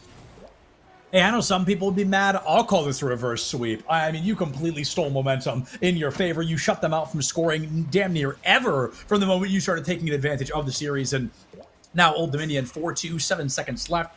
There's not really much of a chance here they're going to be able to score twice in a single-digit timer. So Old Dominion's 3rd game on the board. 1 left standing, only 1 game over that horizon. And maybe Old Dominion's able to pull it off. Will we get 14 games of Rocket League in a row? Will we get a second Game 7? That's going to be up to Toronto in this upcoming matchup. Yeah, Toronto Metropolitan needs to completely reset heading into this Game 6. And, you know, we really did see that from Rochester previously. It can be done. We did. But for Toronto Metropolitan, you gotta just take a few moments here, see what's been going wrong, and try to fix it. You gotta find a way around Old Dominion's defense and set up that offense that was so dangerous at the beginning of this series, because since then they have been mostly silenced. And with that, Old Dominion's been finding plenty of goals for their own. Silence has been the name of the game for Toronto right now. And I mean, look at that. I'm not going to do the quick math off the top of my head, but the point is clearly Old Dominion has quite a few more points overall than the side of TMU right now, because the defense has been all right. It's been pretty good for Toronto. It hasn't been enough to give them a win, but the offense has been incredibly quiet. I know that we're looking at, maybe even half of what Toronto has right now. Toronto's been wildly dominant. No, sorry, not Toronto. Old Dominion. Old Dominion has been wildly dominant so far, and going into this next game, this is their chance. 5 minutes left on the clock. They can win it right here. They do not want to let Toronto try and force a Game 7.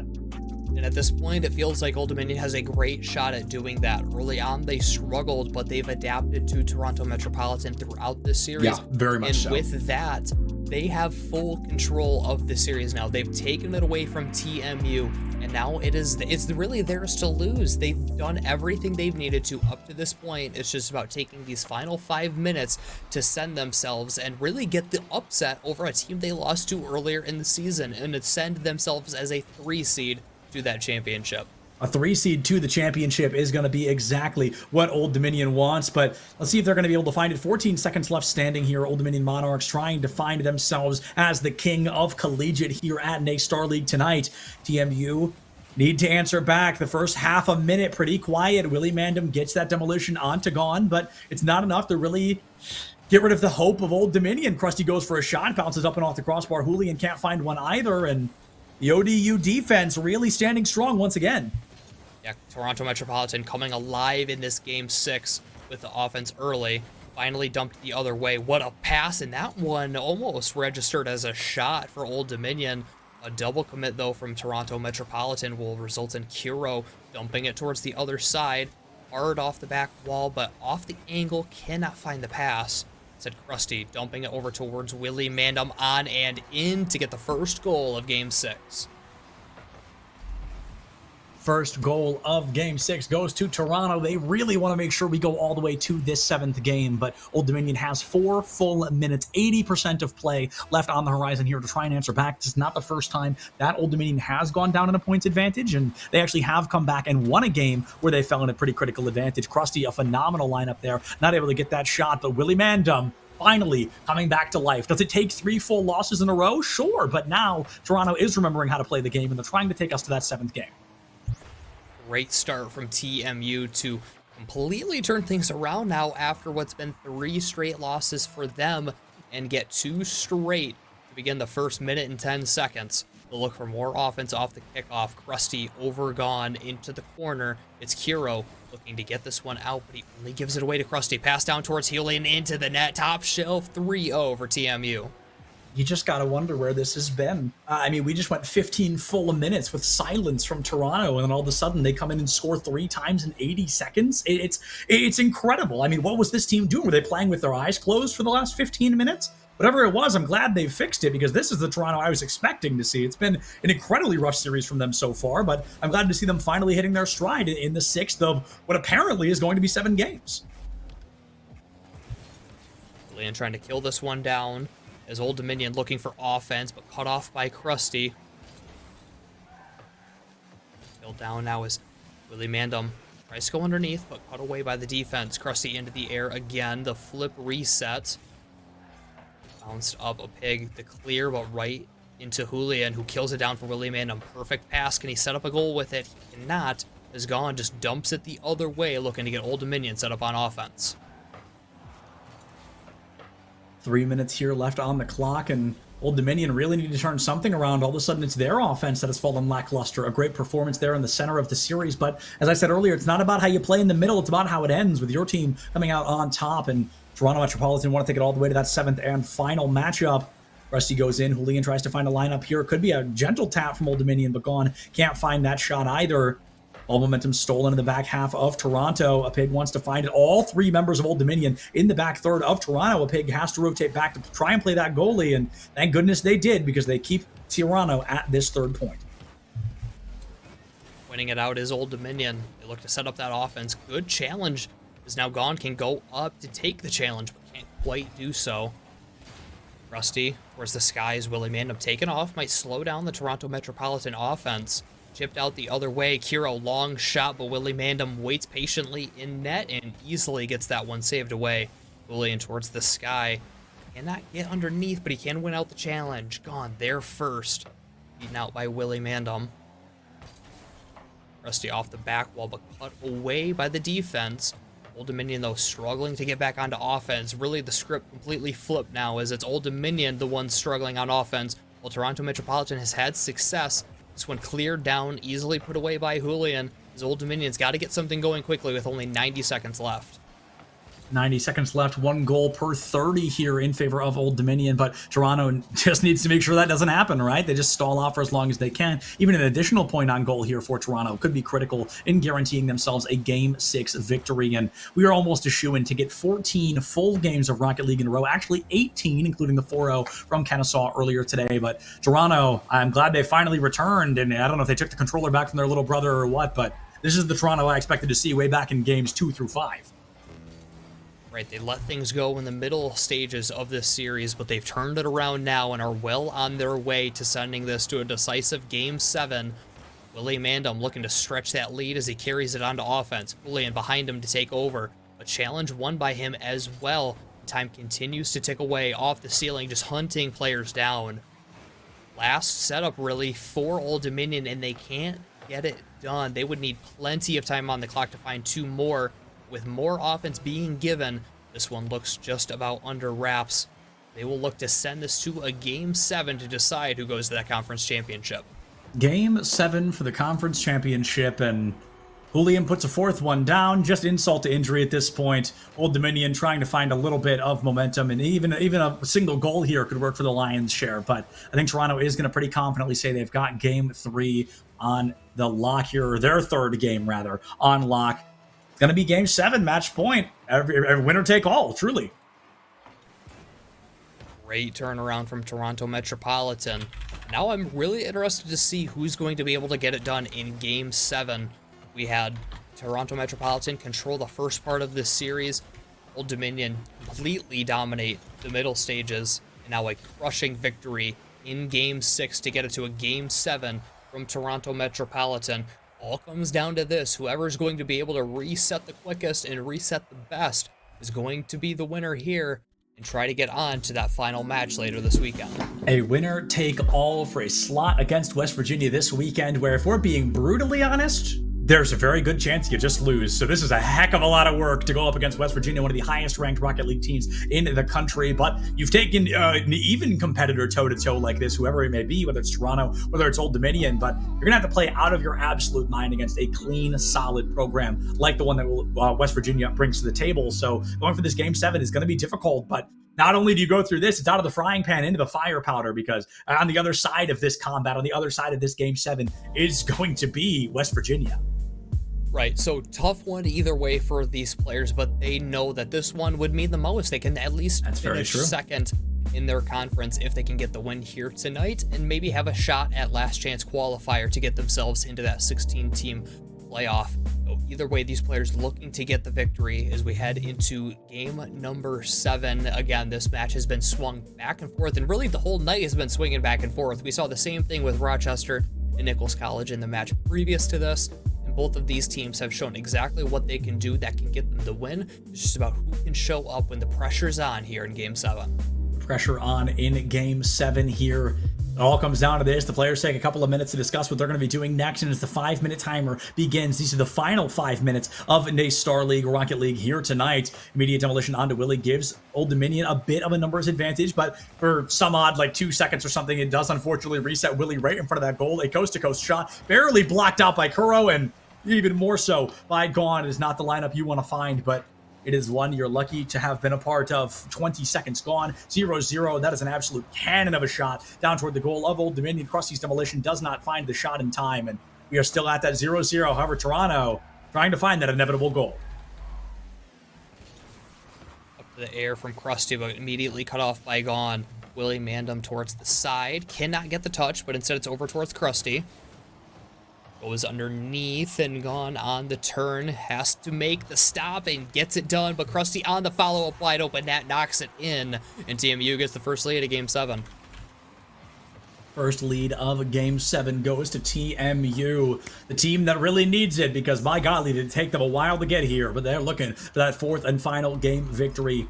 4:11 still standing on the clock, and Toronto trying to find another goal could be critical here in their term of success. It's a bit of an awkward 50-50 for ball control. Julian misses an open goal. Apig does get the defensive blockade and keeps us at that 1-0 scoreline 20% of the game. 1 minute has come and gone already, and already Krusty might find a second one. Full-blown coast-to-coast, has to drop it into center field. It's a pass that works in favor of Old Dominion. Garo misses a pretty large hit, though, and unfortunately just can't get the tap into goal.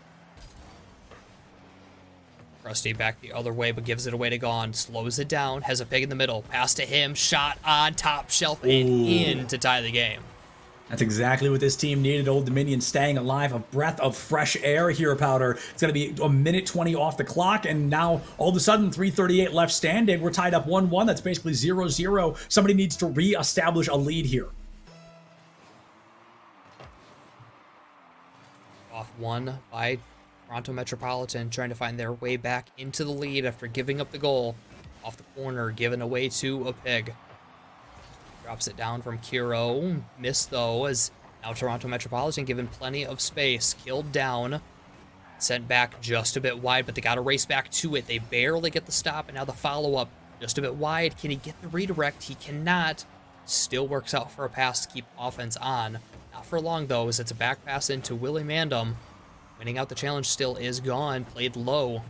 Julian will look for the clear, trying to get TMU back onto offense, but they are stuck on their own half. Another clear in from ODU. 3 minutes left in Game 7, and Old Dominion losing ball control here to Toronto.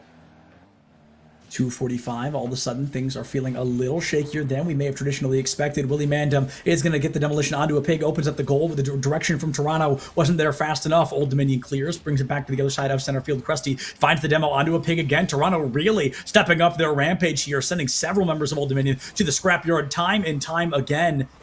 Only half this game left to be played, Powder, and there's a very real possibility of an overtime unless somebody can shake up something. Gone has to play that defense. The goalie comes through, blocks it away, goes for a clear, hits the ceiling, falls into a sloppy mistouch. 2:13 left standing. Willie Mandam has a free back wall in front of him, gets the ceiling reset, barely touched away, and a miss. And a shot cut away at the last moment. Willie Mandam still able to keep offense on. It's a back pass towards Julian, but he's way too slow to it. He has full boost, but maybe not wanting to be too aggressive. Willie Mandam with the carry, losing control with nothing left in the tank. Julian dumping it towards the back wall to try to set something up. Pass to the other side is straight towards Gone. Willie Mandam in again. Willie Mandam's taken off the field. Krusty can keep the offense on, but with one man off, it's just a dump into the corner as Kiro will set it back up for ODU. The setup for Old Dominion here in the final 90 seconds. The next goal could very likely be the determining factor of who goes up against West Virginia this weekend. 80 seconds here, ball control in favor of TMU, but it's going to be an immediate clash in center field that gives Old Dominion just a breath of air there, of opportunity to strike. A great pass down from Kuro, but the defense is online. Julian catches it, passes into center field, and Gone has to hit one heck of a defensive play. Does just that, leaves the goal open. There's a pass into center field. Julian gets it off the crossbar. Nobody's there to block it, and it's in for Krusty. 63 seconds remain. Can Toronto keep this lead to give themselves a Game 7 victory? Clutch play in a pig, such a tough spot to be in. Gets the stop, but not enough. The follow-up comes through, and TMU takes the lead. Not much time left.